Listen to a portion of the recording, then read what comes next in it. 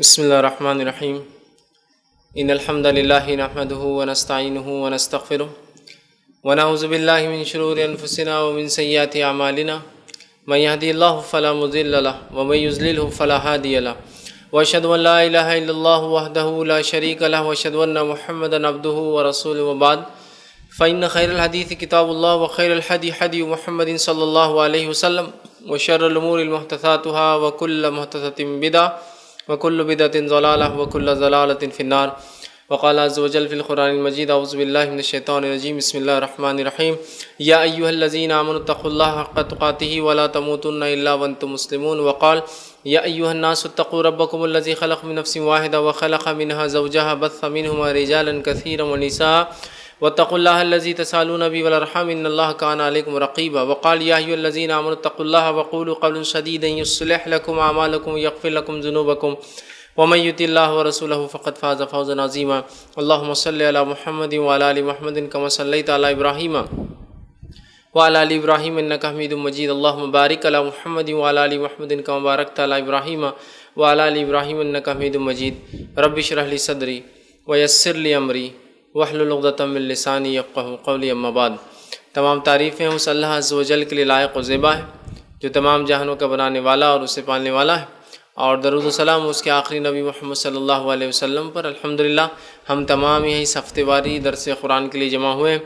انشاءاللہ عزیز اس مختصر سے وقت میں آپ تمام کے سامنے ایک بہت ہی بے انتہا اہم موضوع، اہم ٹاپک پر جو ہے روشنی ڈالنے کی کوشش کروں گا، اور میرا انشاءاللہ عزیز آج کو جو عنوان ہوگا وہ ہوگا حلال کمائی کی، حلال رزق کی، رزق حلال کی اسلام میں کیا اہمیت ہے۔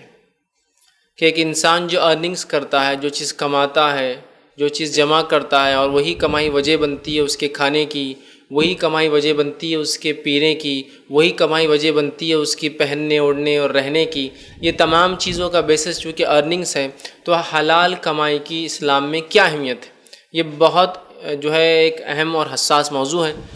بہت سارے لوگ آج ہم دیکھ رہے ہیں کہ مسلمانوں میں سے اس معاملے میں کمزور اور کوتاہ نظر آ رہے ہیں کہ رزق کے معاملے میں کہ انکم کیسی ہو، کمائی کیسی ہو، رزق جو ہم کماتے وہ کیسا ہے، بلکہ جو اصل چیز آج ہم دیکھ رہے ہیں وہ کمائی کی کوالٹی نہیں ہے، بلکہ وہ کمائی کی کوانٹٹی ہے کہ زیادہ سے زیادہ کیسے آتی ہے، پھر چاہے حلال سے آئے پھر چاہے حرام سے آئے۔ جو ذریعے ہمیں اچھے لگتے ہیں، ہمیں آسان لگتے ہیں، بس ہم اس کو حلال سمجھتے ہیں، جو ذریعے ہمیں مشکل لگتے ہیں ارن کرنے کے، ہم نے اس کو اپنے نفس میں حرام بنا لیا ہے۔ گویا شریعت کے مطابق حلال و حرام کی تمیز نہیں ہوتی، اپنے سہولت کے مطابق کیا ملتا ہے آسانی سے وہ حلال ہے، کیا ملتا ہے مشکل سے وہ حرام ہے۔ تو گویا ہم نے دین اسلام کے بتائے ہوئے جو اصول اور ضوابط ہے رزق کے اور کمانے کے معاملے میں، انکم کے معاملے میں، ہم نے جو ہے اسے ہم نے چھوڑ دیا، اور مختلف کمائی کے خبیث اور قبیح اور حرام اور مکروہ طریقوں کو ہم نے جو اپنے پر لازم اور ضروری جان لیا، جبکہ دین اسلام نے ہم پر واجب قرار دیا کہ ہم حلال کمائیں۔ لیکن ہم دیکھتے ہیں آج ہم نے اپنے نفس پر واجب کر لیا کہ ہم زیادہ سے زیادہ کمائیں، پھر وہ آنے والی انکم حلال سے ہو یا حرام سے ہو، کوئی مسئلہ نہیں۔ ایک طرف معاملہ یہ ہے کہ نوجوان پڑھ لکھ کر باہر نکلتے ہیں، اور اب نکل کر جو ہے حلال روزی کمانے کا معاملہ آتا ہے، وہیں سے شیطان ان کو ورغلا دیتا ہے، اور اسٹیپ نمبر 1 جو لیتے ہیں اور اس کمانے کے معاملے میں وہ حرام کی طرف چلے جاتے ہیں۔ پھر بعد کی زندگی میں اپنے آپ کو تبدیل کرنا، اپنے معاملات کو تبدیل کرنا، اپنے بیوی بچوں کو تبدیل کرنا، اپنے رزق کو حرام سے حلال کی طرف لے جانا پھر ناممکن جیسا نظر آنے لگتا ہے، یاد رکھیے۔ تو لہٰذا اس معاملے میں ہم بہت چوکنا رہے، بہت سترک رہے، بہت زیادہ جو حساس رہے کہ جو ارننگز، جو چیز ہم کماتے ہیں، جو رزق ہمارے پاس آتا ہے، کمائی کے ذریعے مختلف ہو سکتے ہیں، وہ تمام ذریعوں کو رکھنے کی ضرورت نہیں ہے۔ ہم بس اس کو جانچ لیں کہ یہ شریعت کے بتائے ہوئے اصول اور ضوابط کے تحت، شریعت کے بتائے ہوئے رولز اینڈ ریگولیشن کے تحت ہم تک پہنچتے ہیں۔ ایسا نہ ہو کہ ہم دنیا کے چکر میں جا کر، زیادہ مال کے چکر میں جا کر، جس میں حلال حرام کی تمیز ہم بھول جائیں، اور ہم جو ہے شریعت کو بالائے طاق رکھ دیں اور اپنے انکم کو ہم غلط کر لیں، جس کے بہت زیادہ برے نتیجے دنیا اور بہت خطرناک نتیجے آخرت میں بہرحال ہونے والے ہیں۔ بہرحال اللہ تعالیٰ نے ہمیں جو ہے، اسلام نے ہمیں جو ہے مال کمانے کا حکم دیا۔ اللہ تعالیٰ نے ہماری فطرت میں مال کمانے اور مال کو جمع کرنے کی ایک جو ہے عادت سی بنا دی۔ گویا مال کمانا اور مال جمع کرنا یہ ہماری فطرت کا حصہ ہے، ہمارا پارٹ آف نیچر ہے کہ ہم کمانا چاہتے ہیں اور ہم جمع کرنا چاہتے ہیں، یاد رکھیے۔ اور جو ہے اس لیے بھی کمانا ضروری ہے کہ شریعت نے کمائی کو دنیا میں جینے کا قائم مقام بنا دیا ہے۔ حلال روزی کو، حلال انکم کو یا کمانے کو، انکم کو اللہ نے دنیا میں جو ہے جینے کا قائم مقام بنا دیا ہے۔ دنیا میں کیا آپ ایسا کچھ تصور کر سکتے ہیں جہاں انکم کا کوئی سورس نہ ہو، مطلب چیزیں بغیر لین دین کی ہوتی ہے؟ کیا ایسی کوئی دنیا، ایسا کوئی معاشرہ آپ تصور کر سکتے ہیں؟ آدم علیہ السلام سے لے کر بعد کے دور میں بھی آپ دیکھیں گے ایسا کوئی معاشرہ نہ گزرا جس نے کچھ نہ کچھ ارننگ کا سسٹم نہ بنایا ہو اور کچھ نہ کچھ اسپینڈنگ کا سسٹم نہ بنایا ہو، کمانے کا اور خرچ کرنے کا۔ تو گویا کمائی ضروری اور حلال ہو، چاہے وہ کمائی روپیہ پیسہ ہو سکتا ہے، آج کا جو نوٹ والی کرنسی ہوتی، الیکٹرانک کرنسی ہو سکتا ہے، سونے اور چاندی کے سکے جس زمانے وہ ہو سکتا ہے، پیتل، تانبے اور الومینیم کے جو ہے وہ سکے ہو سکتے ہیں۔ اس سے پہلے ہم چلے جائیں تو کوڑیوں کا زمانہ، تو کوڑیاں سکے ہو سکتی ہے، پتھر کا سکہ ہو سکتا ہے۔ اسی طرح جو ہے کوئی بھی چیز جو لین دین کے لیے ہو سکتی ہے اس کا حلال ہونا ضروری ہے۔ حتیٰ کہ دنیا کے کچھ علاقوں میں یاک ہوتا ہے نا، یاک ایک قسم کا بھینس جیسا ایک بڑا جانور ہوتا ہے، اس کی لیتھ جو جمع ہوتی ہے وہ بھی کرنسی کے طور پہ چلتی ہے، چونکہ سردی بہت زیادہ ہوتی ہے، اس کے علاوہ کچھ نہیں، وہ لیتھ بیچتے ہیں، مطلب گرمی کے لیے ضروری ہوتی ہے، تو لوگ ٹرانزیکٹ کرتے ہیں اس سے، تو کچھ بھی ہو سکتا ہے، کچھ بھی ہو سکتا ہے۔ تو وہ جو ذریعہ آف میڈیم ہے جس سے ہم چیزوں کو لین دین کرتے ہیں وہ روزی ہے، وہ انکم ہے، وہ کمائی ہے، اور اس کا جہاں سے آ رہی ہے، جو محنت اور مشقت میں جس فیلڈ میں کر رہا ہوں اس کا حلال ہونا ضروری ہے، تاکہ وہ جو انکم آتی ہے اس حلال محنت کے بدلے میں آتی ہے، اور پھر اس کی اسپینڈنگ میں اسلام چاہتا ہے کماؤ بھی حلال اور خرچ بھی کرو حلال، اور دونوں میں فل گائیڈ لائنس ہمیں دی جاتی ہے کہ کیسا کمایا جائے، کیسا خرچ کیا جائے۔ تو اسلام نے، اللہ نے ہماری فطرت میں مال کمانے کی محبت ڈالی ہے، مال جمع کرنے کی محبت ڈالی ہے، اور مال کا کمانا ضروری بھی ہے، اس لیے کہ مال دنیا میں جینے کا قائم مقام ہے نا، کہ جینا ہے تو مال کی ضرورت ہے، جینا ہے تو کمائی کی ضرورت ہے، اور ہر دور میں جینے کے لیے لوگوں کو کچھ نہ کچھ کمانا پڑا، اور شریعت نے ہر دور میں انبیاء علیہ الصلوۃ والسلام اور رسول کا سلسلہ جاری رکھا، اور سب کو گائیڈ لائنس دی کہ حلال کماؤ، حلال کماؤ، حلال کماؤ، اور مختلف دور میں مختلف اصول اور ضوابط حرام اور حلال کی اللہ نے بتا دیے۔ اسی طرح ہم دیکھتے ہیں مال حاصل کرنے کا اسلام ترغیب بھی دیتا ہے ہمیں، اس لیے کہ مال حاصل کریں گے تو مفید کاموں میں خرچ کر سکتے ہیں، مال حاصل کریں گے مختلف عبادتیں اس کے ذریعے ہوتی ہے، زکوٰۃ کا دینا، نفلی صدقات کا دینا، فطرے کا دینا، ہے نا، عبادتیں ہو سکتی ہے۔ مال کمائیں گے تو اپنی عزت اور آبرو بھی ہم بچا سکتے ہیں، اس لیے کہ جو آدمی مال نہیں کمائیں گا، دوسروں سے مانگیں گا، وہ تو دنیا میں ذلیل ہوتا ہے۔ شریعت تو چاہتی ہے اوپر والا ہاتھ خیر ہے نیچے والے ہاتھ سے، ہے نا، تو شریعت چاہتی ہے ہم کمائیں، خوب کمائیں، اس کمائی کے ذریعے ہم حلال چیزیں خرید سکتے ہیں، اس کمائی کے ذریعے ہم عبادتیں کر سکتے ہیں، اس کمائی کے ذریعے جو ہے ہم بہت سارے دنیا کے فائدے اٹھاتے ہیں، اور اس کمائی کے ذریعے اپنی عزت اور آبروؤں کو ہم بچاتے ہیں۔ ورنہ اگر ہم کمائیں گے نہیں تو ہم دوسروں کے سامنے بھیک مانگیں گے، اور بھیک مانگنا یاد رکھیے ایک طرح سے ذلت اور رسوائی ہے۔ تو شریعت چاہتی ہے ہم کمائیں، خوب کمائیں، نہ صرف کمائیں، خرچ کرے، خوب خرچ کرے، مختلف فیلڈز میں خرچ کرے، مختلف عبادتیں خرچ کے ذریعے ہوتی ہے، حج کرنا ہے خرچ لاگو ہے، زکوٰۃ دینا ہے خرچ لاگو ہے، فطرہ ہے خرچ لاگو ہے، صدقات ہے خرچ لاگو ہے، دیگر بہت ساری عبادتیں ہیں، کپڑا پہناؤ ننگے کو، بھوکے کو کھانا کھلاؤ، یہ تمام بھی تب ہوتا ہے جب انسان کے پاس کچھ ہو جیب میں۔ تو ظاہر سی بات ہے اسلام چاہتا ہے ہم کمائیں، خوب کمائیں، لیکن جب کمانے کا حکم دیا تو یہ فوراً بتا دیا کہ کمانے کے اصول اور ضوابط کیا ہوں گے، کمانے کے رولز اینڈ ریگولیشن کیا ہوں گے، کیا کمائی حلال ہوں گی، کیا کمائی حرام ہوں گی، اس لیے کہ شریعت چاہتی ہے کہ مطہرہ پاکیزہ ارننگز کرے، پاکیزہ انکم ہو، اور مطہرہ مقامات پر خرچ کرے، اور پاکیزہ جگہوں پر سے خرچ کیا جائے، مطلب انکم بھی رائٹ ہو اور ایکسپینڈیچر بھی رائٹ ہو، اس لیے کہ اللہ کے رسول صلی اللہ علیہ وسلم فرماتے ہیں، جامع ترمذی کی روایت ہے کہ روز قیامت ابن آدم کے قدم اللہ کے سامنے جم جائیں گے، اور تب تک نہیں ہٹیں گے جب تک 5 سوالات کے جواب نہ دے دے۔ زندگی کہاں لگائی؟ ہر کوشچن 20 مارکس کا ہے، 20% کا ہے۔ زندگی کہاں لگائی؟ جوانی کہاں لگائی؟ 40% کوشچن صرف اور صرف کس پہ ہے؟ وقت کے اوپر ہے، زندگی اور جوانی۔ تیسرا، علم کتنا حاصل کیا اور کتنا عمل کیا؟ 20% کوشچن نالج کے اوپر ہے، کتنا گین کیا اور کتنا امپلیمنٹ کیا، کتنا حاصل کیا، کتنا لاگو کیا اس کو۔ چوتھا ہے کہاں سے کمایا، پانچواں ہے کہاں خرچ کیا۔ تو 40% کوشچن صرف مال پر ہونے والے ہیں، انکم پر ہونے والے ہیں۔ اگر کسی اسٹوڈنٹ کو، طالب علم کو بتا دیا جائے کہ 40% مارک تمہارے ایک چیپٹر پہ آنے والے، تو کیا وہ طالب علم اس چیپٹر کو کبھی چھوڑ سکتا ہے؟ اس میں کوئی کوتاہی کر سکتا ہے؟ اس چیپٹر کو ایزی لے سکتا ہے؟ نہیں۔ لیکن آج اپنی زندگیوں کو ہم جانچ لیں، اللہ ہم پر رحم کرے، ہم نے رزق کے حلال کمائی کے معاملے کو بہت معمولی، ٹھیک ہے اچھا حلال کماتے نہیں تو کوئی مسئلہ نہیں، بلکہ حالت یہ ہے کہ اگر کوئی پوچھے کہ بھائی کیا جاب کرتے ہو، اور کوئی آدمی بتا دے کوئی ایسی جاب جو منصبوں پر حکومت کی طرف سے انسان ہوتا ہے کہ میں فلاں گورنمنٹ جاب پہ ہوں، تو وہ پوچھتے تنخواہ کتنی ہے؟ بولتے میری تنخواہ ماشاءاللہ 10,000 ہے۔ اوپر کی کتنی ہے؟ اوپر کی سمجھتے آپ؟ اوپر کی مطلب وہ جو آگے سے اور سیدھے ہاتھ پہ آ رہی ہے، وہ جو حلال والی جو انکم ہے جو گورنمنٹ ہے، اور جو الٹے ہاتھ میں اور پیچھے سے اس کو عام زبان میں کہوں گا مطلب پیچھے چور دروازے سے آتی ہے، اس کو پوچھ رہے کتنی ہے، تو بولتا وہ 20-25 ہو جاتی ہے، تو بولتے ماشاء اللہ 35 کے قریب پہنچ جا رہی ہے آپ کی تنخواہ، تعریف بھی ہو رہی ہے ماشاء اللہ 35 کے قریب پہنچ جا رہی ہے، گویا حرام و حلال انکلوڈڈ ہے اس کی ایکچوئل سیلری میں، اور اسی کو بہت ہوتا ہے ارے فلاں جاب پہ لگ جاؤ نا، کیوں؟ ارے وہاں تنخواہ تو اتنی ہے اور اوپر کا بھی اتنا ملتا ہے۔ گویا حرام کی ترغیب دی جا رہی ہے، حرام کو پسند کیا جا رہا ہے، حرام کو بیان کیا جا رہا ہے، حرام کو فخر سے لیا جا رہا ہے۔ بھائی آپ کی داماد کی کیا تنخواہ ہے؟ میں میرے داماد کی تنخواہ جو 20,000 ہے اور اوپر 20-25 نکال لیتا ہے، اوہ ماشاء اللہ بڑی اچھی آپ کی داماد کی تو انکم ہے نہیں؟ بلکہ ایک صاحب تو ایک مرتبہ بتانے لگے کہ رشوت جو وہ لیتے ہیں، وہ اس کے بارے میں کہنے لگے کہ رشوت ہی ایکچوئل ہماری کمائی ہے، بولے اس لیے کہ اس کے لیے ہم محنت کرتے، باقی تو جاب پر کبھی جاتے بھی نہیں، ہم ٹریفک کی فیلڈ میں تھے،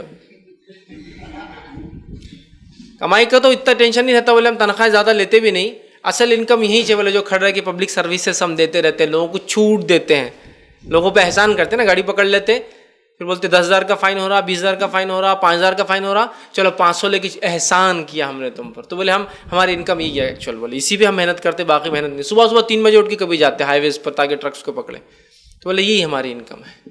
تو وہ دیکھیے 2 نمبر حرام، خبیث، غلط، اس کو جو ہے بہت اچھا مانا جا رہا ہے، ابھارا جا رہا ہے، ترغیب دی جا رہی ہے، اور حلال اور جو طیب ہے، پاکیزہ ہے، اس کو ارے بیچارہ کیا جاب کر رہا، ارے وہ تو پرائیویٹ جاب پر ہے، کچھ بھی اوپر کی کمائی نہیں بیچارے کی، کوئی اس کو رزق کا دوسرا ذرا نہیں، مطلب حرام یہ اوپر کی کمائی سمجھ جائے، میں نہیں کر رہا ایکسٹرا اوور ٹائم، یہ نہیں ہے، اس سے مراد یہ ہے کہ رشوت کیا آتی ہے، لوگوں کے کام کرنے کے جس منصب پہ ہمیں بٹھایا گیا اس منصب کے غلط استعمال کر کے لوگوں کے کام کرنا تو ہے ہی میرا کام، لیکن اس کے بعد بھی لوگوں سے کچھ لے کر کہ بھائی ہم تمہارا اتنا کام کرے دیجئے، یہ حالت ہو چکی ہے، اور ساری دنیا آج ہم دیکھ رہے ہیں حرام کمائی میں غرق نظر آ رہی ہے۔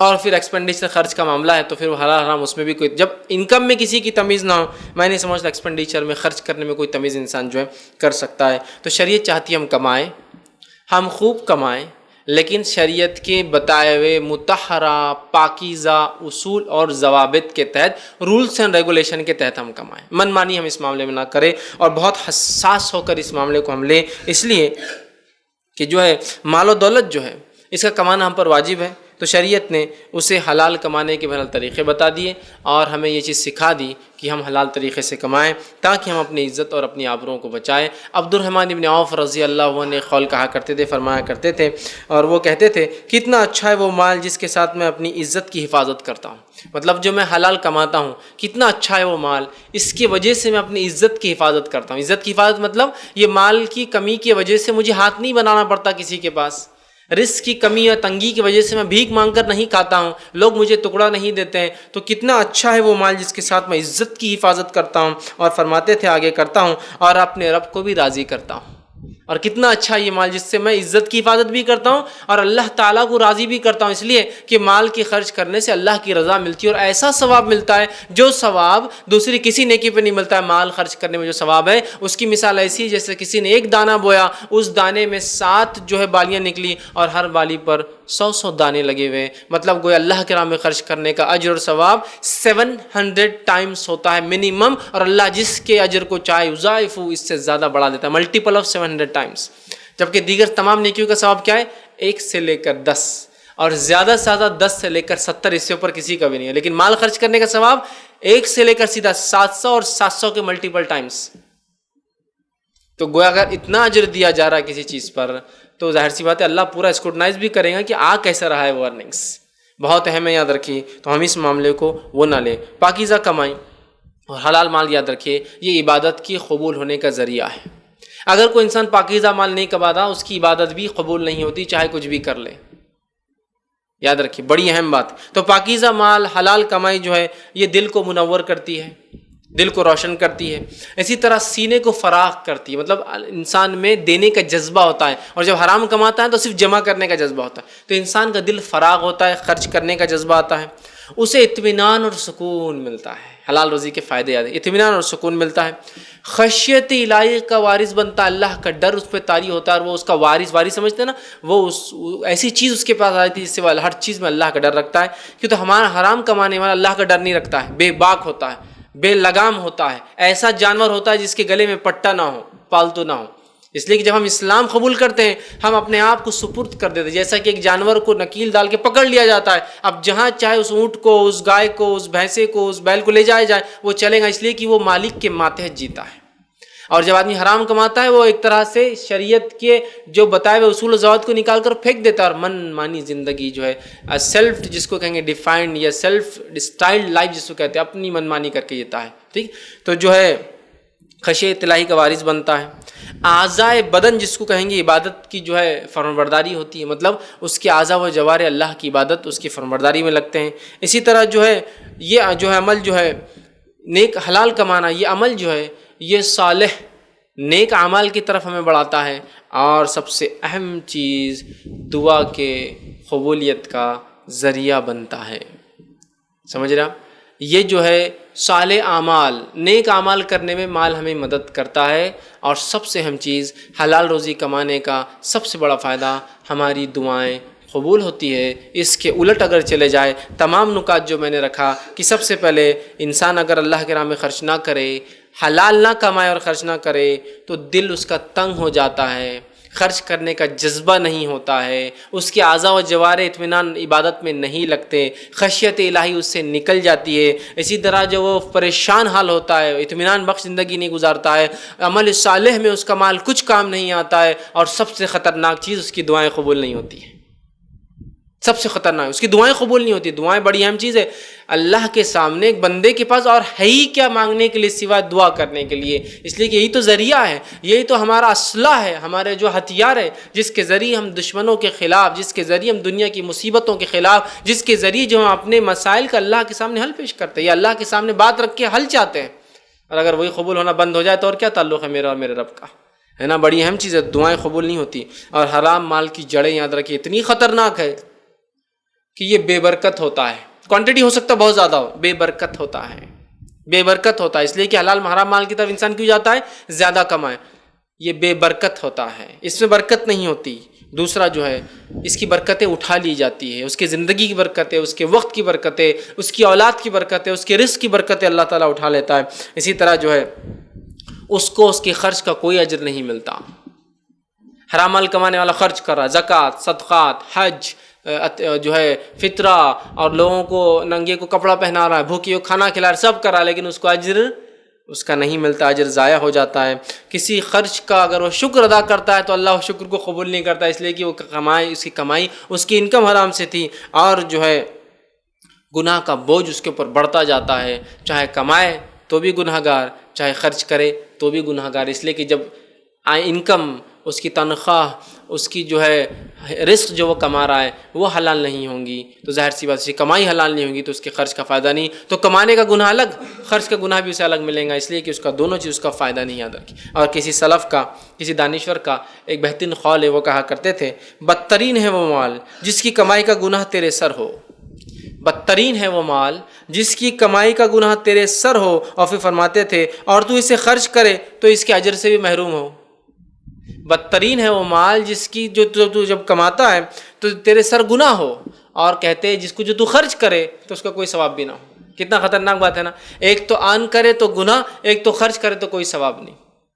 تو ظاہر سی بات ہے یہ بات ہم سمجھ لیں ایک مسلمان ہونے کے ناطے، کچھ بھی ہو جائے حرام کا ایک لقمہ اپنے انکم کے اندر، اپنے مال کے اندر داخل ہونے نہیں دیں گے، چاہے کچھ بھی ہو جائے یاد رکھیے۔ اس لیے کہ اسلاف کی اگر ہم زندگی دیکھیں، وہ اتنا حرام سے بچتے تھے کہ کبھی کبھار ڈر سے حلال کو بھی چھوڑ دیتے تھے کہ نہیں یہ چکر میں نہیں جانا، نہیں تو ہو سکتا حرام ارننگز ہو جائے، سمجھ رہا؟ اتنا ڈرتے تھے کہ کبھی کبھار کئی حلال چیزوں کو بھی ترک کر دیتے کہ نہیں ہو سکتا اس میں ہم کرنے سے کہیں گناہ میں ملوث نہ ہو جائے، یاد رکھیے۔ تو ہمیں بھی چاہیے ہم بھی اپنے آپ کو اسی طرح تیار کریں جیسے ہمارے اسلاف جو ہے حلال روزی کے لیے تیار رہتے تھے۔ آئیے صحیح مسلم کی ایک روایت ہے، رسول اللہ صلی اللہ علیہ وسلم نے ایک آدمی کا تذکرہ کیا، وہ سفر میں ہے اور اس کا اونٹ گم گیا ہے، اس کے بال پرا گندہ ہے، دھول اور مٹی سے اس کے بال اور داڑھی بھری ہوئی ہے، اور اس کے کپڑے اور اس کا چہرہ سب جس کو غرد و غبار دھول مٹی سے بھرا ہے، اور وہ جو آسمان کی طرف دونوں ہاتھوں کو بلند کرتا ہے اور کہتا ہے یا رب یا رب، اے میرے رب اے میرے رب، مطلب کیا کر رہا ہے؟ وہ دعا کر رہا ہے، ٹھیک۔ تو آپ سے فرماتے اور کہتے ہیں کہ وہ کہتا ہے یا رب پکار رہا ہے، حالانکہ اس کا کھانا حرام، اس کا پینا حرام، اس کا پہننا حرام، اس کے گوشت کی پرورش حرام پر ہوئی ہے، تو اللہ تعالیٰ اس کی دعا کیسے قبول کرے؟ آپ سے فرماتے ہیں اس کا کھانا حرام، اس کا پینا حرام، اس کا لباس حرام، جس پرورش جس مال پہ اس کی وہ حرام، اللہ اس کی دعا کیسے قبول کرے؟ اس لیے میں نے کہا نا دعاؤں کی قبولیت سے محروم، اعمال کی قبولیت کا دار و مدار میں تو ہمیشہ کہتا ہوں یہ حلال رزق پر ہے، بہت اہم ہے۔ اگر حلال رزق آپ کی زندگی ایک گاڑی ہے تو حلال رزق اس کے لیے ایک چابی ہے، بغیر چابی کے آپ کی خود کی گاڑی بھی آپ چلا نہیں سکتے ہیں، اتنی چھوٹی ہوتی ہے، لیکن اس کے بغیر آپ کی گاڑی بھی ہے تو کھڑے رہ کے دیکھتے رہنا پڑتا ہے اس کو۔ یہ حلال رزق بہت امپورٹنٹ ہے۔ اپنی گاڑی کی چابی کبھی آپ گاڑی میں بھول جائیے، دیکھیے کیسے پریشان ہوتے ہیں، کہیں بھول جائیے، گاڑی تو آپ کی لاکھوں کی کروڑوں کی، لیکن کچھ نہیں کر سکتے آپ، خالی دیکھنا پڑتا ہے اس کو دور سے۔ حلال رزق ویسا ہی ہے، ساری دنیا میں کمائی سب ایک طرف رہ جائیں گی ڈھیر، اس لیے کہ حلال رزق وہ چابی درست نہیں جس سے چلی پوری گاڑی، سمجھ رہے ہیں آپ بات کو؟ بڑی اہم بات ہے، حلال رزق بڑی اہم بات ہے۔ تو آپ سے فرما رہے دیکھیے یہ عاجز ہے، اللہ کا بندہ عاجز ہے، پریشان حال ہے، مسافر ہے، مصیبت زدہ ہے، مطلب ساری دعائیں قبولیت کے جو کنڈیشن چاہیے وہ ہے، اخلاص کے ساتھ کہہ رہا ہے یا رب یا رب، گویا اخلاص ہے، مسافر ہے، پریشان حال ہے، اللہ دعائیں سنتا ہے ان کی، سب کچھ کنڈیشن فلفل کرنے کے بعد بھی اللہ اس کی دعا قبول نہیں کرتا، اس لیے کہ اس کا رزق، اس کی کمائی، اس کا انکم، اس کی ارننگز حرام ہے، اس کا پہناوا کا لباس حرام، اس نے جو کھایا پیٹ میں لقمہ حرام، اس نے جو پیا وہ مشروبات وہ پانی وہ حرام، اور اس کے ساتھ ساتھ جو ہے اس کی پرورش جس مال پہ ہوئی، یہاں تھوڑا سا ہم رکیں گے، اس کی پرورش جس مال پہ، حدیث میں الفاظ دیکھیے، حرام لباس، اور آپ نے فرمایا خود حرام سے پروردہ، مطلب اس کی پرورش حرام سے ہوئی ہے، اسی سے پلا اور بڑا ہے۔ یہ بڑی اہم بات ہے، یاد رکھیے۔ یہ بات میرے لیے تو لاگو نہیں ہوگی، اس لیے کہ جب میں چھوٹا تھا میرے والد نے میری پرورش کی، تو گویا ہر ذمہ دار پہ بات لاگو ہے، اپنے ماتحت کی پرورش حلال پہ کرے، ورنہ اگر حرام گوشت پر پرورش کریں گے اپنی اولادوں کی ہم، تو ظاہر سی بات ہے وہ بھی دعائیں ان کی بھی قبول نہیں ہوں گی، اللہ ان سے قطع تعلق کر لیں گا، ہے نا۔ میرے والد نے مجھے حلال کما کے کھلایا، ٹھیک، لیکن اگر میں اپنی اولاد کو حرام کماؤں تو ان کی پرورش، ان کا گوشت جو پل رہا ہے، مطلب جس سے وہ ان کا بدن بن رہا ہے، جو کھا رہے اور جو پی رہے، وہ کیا ہو گیا؟ حرام ہو گیا، ہے نا۔ کتنی خطرناک بات ہے نا۔ تو ہم اس معاملے میں بہت احتیاط کریں کہ ہمارے ارننگز میں ذرہ برابر بھی حرام نہ ہو، ورنہ ہمارے ماتھے جو پرورش جن بچوں کی ہم کرتے ہیں، کہ اللہ نہ کرے ایسا نہ ہو کہ ان کی پرورش گوشت ان کا حرام پر پلے اور پڑے۔ اور بہت سخت بات ہے، یاد رکھیے، بہت سخت بات ہے۔ آج ہمارے پاس لوگ چیزوں کو چھوٹا اور بڑا بڑا سمجھتے ہیں، اور بہت سارے لوگ صرف اس لیے حرام کماتے ہیں کہ ان کے نزدیک وہ چیز ان کے لائق نہیں کہ وہ کرے، اور چیزوں کو چھوٹا اور بڑا ہم نے بنایا، یاد رکھیے، شریعت نے نہیں۔ ایک مرتبہ میں ایک جگہ درس قرآن لینے جاتا تھا، وہ ایک دواخانہ تھا، جہاں سے درس لیتے تھے، تو میں چاہتا تھا کہ تاکہ مقرر الگ دکھے، سامنے لوگ بیٹھے، تو جو کمپاؤنڈر ہوتا ہے نا، دواخانے کی دیکھ بھال کرتا ہے، پیشنٹس کو بھیجتا ہے، اس کی جگہ میں بیٹھتا تھا، چھوٹا سا اس کا ایک ٹیبل تھا، اور لوگ سامنے جب پیشنٹ بیٹھتے وہاں بیٹھتے تھے اور درس ہوتا تھا۔ ایک مرتبہ ایک صاحب آئے اور مجھ سے کہا کہ ڈاکٹر صاحب کب آئیں گے؟ تو میں نے کہا جمعہ ہے، آج وہ ہاف ڈے ہوتا ہے، آپ شام میں آئیے۔ تو بہت سے لوگ آتے تھے درس چالو ہونے سے پہلے تک، تو وہ سمجھتے تھے میں کمپاؤنڈر، مجھ سے سوالات کرتے تھے، میں ان کو جوابات دیتا تھا درس چالو ہونے تک۔ درس چالو ہو گیا تو پھر وہ بیچارے خاموشی سے خود چلے جاتے تھے۔ تو ایک مرتبہ ایک بچہ بیٹھا تھا اور ایک صاحب آئے، کہا کہ ڈاکٹر صاحب کب آئیں گے؟ میں نے کہا وہ ابھی نہیں ہے۔ تو بولے ایسا کیسا نہیں فلاں، میرے سے بحث کے میں نے ان کو جواب دیتا رہا، نہیں ایسا نہیں ویسا نہیں، چونکہ میں ڈاکٹر صاحب کے بارے میں سب جانتا تھا، اس لیے کہ میں کافی زمانے سے ان سے متعلق تھا، میں نے ایکسپلین کیا، وہ چلے گئے۔ تو ایک بچہ ہنسنے لگا، تو میں نے کہا آپ کیوں ہنس رہے بیٹا؟ تو بولے آپ کو کمپاؤنڈر سمجھ رہا تھا۔ بولے تو اس میں کیا حرج ہے؟ اس میں کیا حرج ہے؟ اگر مجھے کمپاؤنڈر سمجھ رہا ہے تو کیا حرج ہے؟ نہیں بولے وہ کتنی چھوٹی پوسٹ ہے نا، بولے۔ تو میں نے کہا اگر یہ آدمی اس چھوٹی پوسٹ پر بیٹھ کر اگر حلال کماتا ہے تو پھر کیا حرج ہے اس کے اندر؟ مسئلہ یہ ہے، ہمارا دماغ کا فطور یہ ہے کہ اگر میں راستے پر بیٹھ کر جوتوں کو اگر پیون لگاؤں، مطلب چمار بن جاؤں، جو کہ حلال انکم ہے، چمار بن گئے نا۔ تو اس کے برعکس اگر میں حرام کام کروں، جوئے کے اڈے چلاؤں، سٹے چلاؤں، شراب خانے چلاؤں، خبی خانے چلاؤں، حرام کاری کروں، رشوت خوری کروں، ادھر اس کی ٹوپی اس کے سر پہناؤں، غبن کروں، پیسے کا فراڈ کروں، لوٹ مار کروں، جھوٹ مار کے بیچوں، کیا بڑا آدمی ہے، کیا آسانی سے دھوکہ دے دیتا ہے، زمینیں تو ایسی مار لیتا ہے، کس کی بھی ایک جھٹکے میں بالکل قبضہ کر لیتا ہے۔ تو یہ عزت ہے، ارے چمار بن گئے آپ تو آپ یہ دیکھیے کمپیریزن زیادہ اور کم کا نہ ہو، کمپیریزن موازنہ کس کا ہو؟ حلال اور حرام کا ہو۔ کبھی بھی چمار حلال انکم اس کی۔ آپ جو پوزیشن کی بات کر رہے ہیں، اگر اس میں حرام کی وجہ سے جا رہا ہوں، میں نہیں کر سکتا، اس لیے کہ مجھے حلال اور حرام کی تمیز میرا دین بہت بہت مضبوطی کے ساتھ سکھاتا ہے کہ نہیں یہ حلال ہے اور یہ حرام، سمجھ رہا بات؟ تو آج بہت سی بار حلال روزی نہ کمانے کی وجہ یہ صرف ہمارا دماغ کا فطور ہے، یہ جو بولتے ہیں نا شیطانی وسوسہ، یہ جاب چھوٹی، وہ جاب چھوٹی، یہ بڑی پوسٹ، وہ بڑی پوسٹ، یہ کم اور یہ زیادہ، کچھ نہیں ہے۔ جہاں انسان حلال کماتا ہے وہ سب سے اچھی پوزیشن پر ہے، پیون ہو، چمار ہو، راستے پہ بیٹھ کر کوئی کام کرتا ہو، وہ زیادہ حلال پوزیشن ہے بنسبت اس کی کہ اگر وہ کوئی چوری چکاری کرتا تو شاید بڑا آدمی بن جاتا۔ تو یہ ہمارا دماغ کا فطر بھی ہم کو کنٹرول کرنا ہے کہ چھوٹا اور بڑا کچھ نہیں ہوتا ہے، اگر وہ حلال ہے تو سب سے اچھا کام ہے بھائی، ورنہ حرام میں۔ اور وہ کمائی تو سب سے اچھی اصل میں فرماتے ہیں جو اپنے ہاتھوں سے انسان کماتا ہے، ڈائریکٹ، جس میں ہاتھ انوالو ہوتے ہیں، جو ہاتھوں سے کرتا ہے، سمجھ رہا ہوں، اس کو سب سے حلال اور سب سے پاکیزہ آپ نے کہا۔ کیونکہ جب انسان کوئی بھی کام اپنے ہاتھ سے کرتا ہے نا تو رشوت اور اس کا چانس ہی نہیں رہتا اس کے اندر، اس کا خود کا ورک رہتا ہے اور اس کو سیل کرنا ہے، سمجھ رہے آپ؟ تو آپ نے فرمایا جو انسان اپنے ہاتھوں سے کرتا ہے نا وہ سب سے پاکیزہ کمائی ہوتی ہے، جس میں دونوں ہاتھ اس کے انوالو ہوتے ہیں۔ بتانے کا مقصد چونکہ اس کے اندر پوسٹ ہے، پوزیشن ہے، آپ صرف سائن کرنے والے، چانسز ہے آپ رشوت لے سکتے ہیں۔ دونوں ہاتھ سے کام کرنے والا رشوت کے چانس خود کا کام ہی کرتا ہے اور چیز کو سیل کرتا ہے، یہ بڑی اہم بات ہے۔ جانور پال لیے، خدمت کر رہا ہے جانوروں کی، دودھ دھو رہا ہے، بیچ رہا ہے، کوئی کام خود سے قالین سی رہا ہے، جوتے اور چپل صاف مطلب کام کر رہا ہے، صفائی کا کام کر رہا ہے، کچھ نہ کچھ، یہ سب دونوں ہاتھ انوالو ہوتے ہیں اس کے اندر۔ فزیکل ورک جس میں ہوتا ہے، آپ نے فرمایا دونوں ہاتھ جس سب سے پاکیزہ کمائی ہوا ہے۔ اور آج دونوں ہاتھ سے جو کمائی ہوتی ہے ہم سب سے اس کو ناپاک سمجھتے ہیں، ارے ان کو دیکھو خالی فون پہ بول دیتے ہو گیا۔ اگر حلال ہے تو وہ بھی جائز ہے، فون پہ مسئلہ نہیں ہے، لیکن کمپیریزن ٹو مطلب جس کو حلال کرو وہ حرام ہے، اور پھر چاہے بھائی کچھ بھی کرو آپ، وہ غلط ہوتا ہے۔ یہ بات بھی سمجھنے کی ہمیں بہت زیادہ ضرورت ہے، یاد رکھیے۔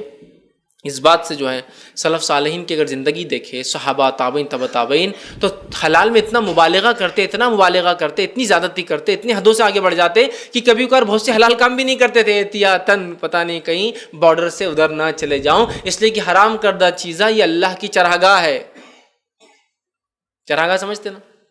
جیسے بادشاہ کا ایک کھیت ہے اور آپ اپنے جانوروں کو گھاس میں چرا، امکان ہے کیا بارڈر پہ چرانے سے آپ کے جانور بادشاہ کی کھیت میں منہ مار دے اور اس کی سزا بہت بڑی ہوتی ہے۔ تو حرام چیزیں اللہ کی چراگاہ ہے، لہذا نزدیک نہیں جانا۔ تو صحابہ اتنا ڈرتے کہ بہت سارے حلال کام کو بھی چھوڑ دیتے تھے، ارے نہیں جان دو بھائی، وہ پتہ نہیں رسک ہے کہ حرام میں نہ چلے جائے، اللہ کی حرمت کردہ چیزوں میں نہ کود پڑے ہم، سمجھ رہے آپ؟ تو بہت سے حلال کاموں سے بھی اجتناب کیا کرتے تھے۔ اور جو ہے ایک قول آتا ہے، اسی طرح ایک سلف کا ایک قول آتا ہے، وہ کہا کرتے تھے، جو کہ حیلۃ الاولیاء، اس میں یہ قول نقل ہے، وہ کہتے تھے اگر تم ستونوں کے جیسے بھی کھڑے ہو کے اللہ کی عبادت کرو، کالم ہوتا ہے نا ستون، کبھی ہلتا ہے کیا؟ ذرہ برابر بھی آپ نے دیکھی کالم آج ادھر تھا آج ادھر ہو گیا؟ نہیں، یا تو زلزلہ گر گیا تو عمارت توڑی جائیں گی، ٹھیک۔ اگر تم ستونوں کے جیسے کھڑے رہ کر بھی اللہ کی عبادت کرو تو بھی جان لو اس کا کوئی فائدہ نہیں ہوگا جب تک کہ جو ہے جو تمہارے پیٹ میں کیا ہے اس تمہیں معلوم نہ ہو۔ کیا کھایا اگر پتہ نہیں ہے تو ستون کالم کیسا کھڑے ہو جاؤ دن اور رات تو بھی عبادتوں کا کوئی فائدہ نہیں ہے۔ ایک مشہور واقعہ بھی لوگ بیان کرتے ہیں کہ ایک شخص تھا، ایک بادشاہ تھا، بڑا ظالم تھا۔ علماء نے، لوگوں نے، دیندار لوگوں نے اس کے خلاف بد دعا دینا چالو کی۔ جو ہی بد دعا دینا چالو کی تو اس نے کہا بھائی یہ تو مصیبت ہو جائیں گی۔ سب کو کھانے پر بلایا، آ جائیے، دعوت عام۔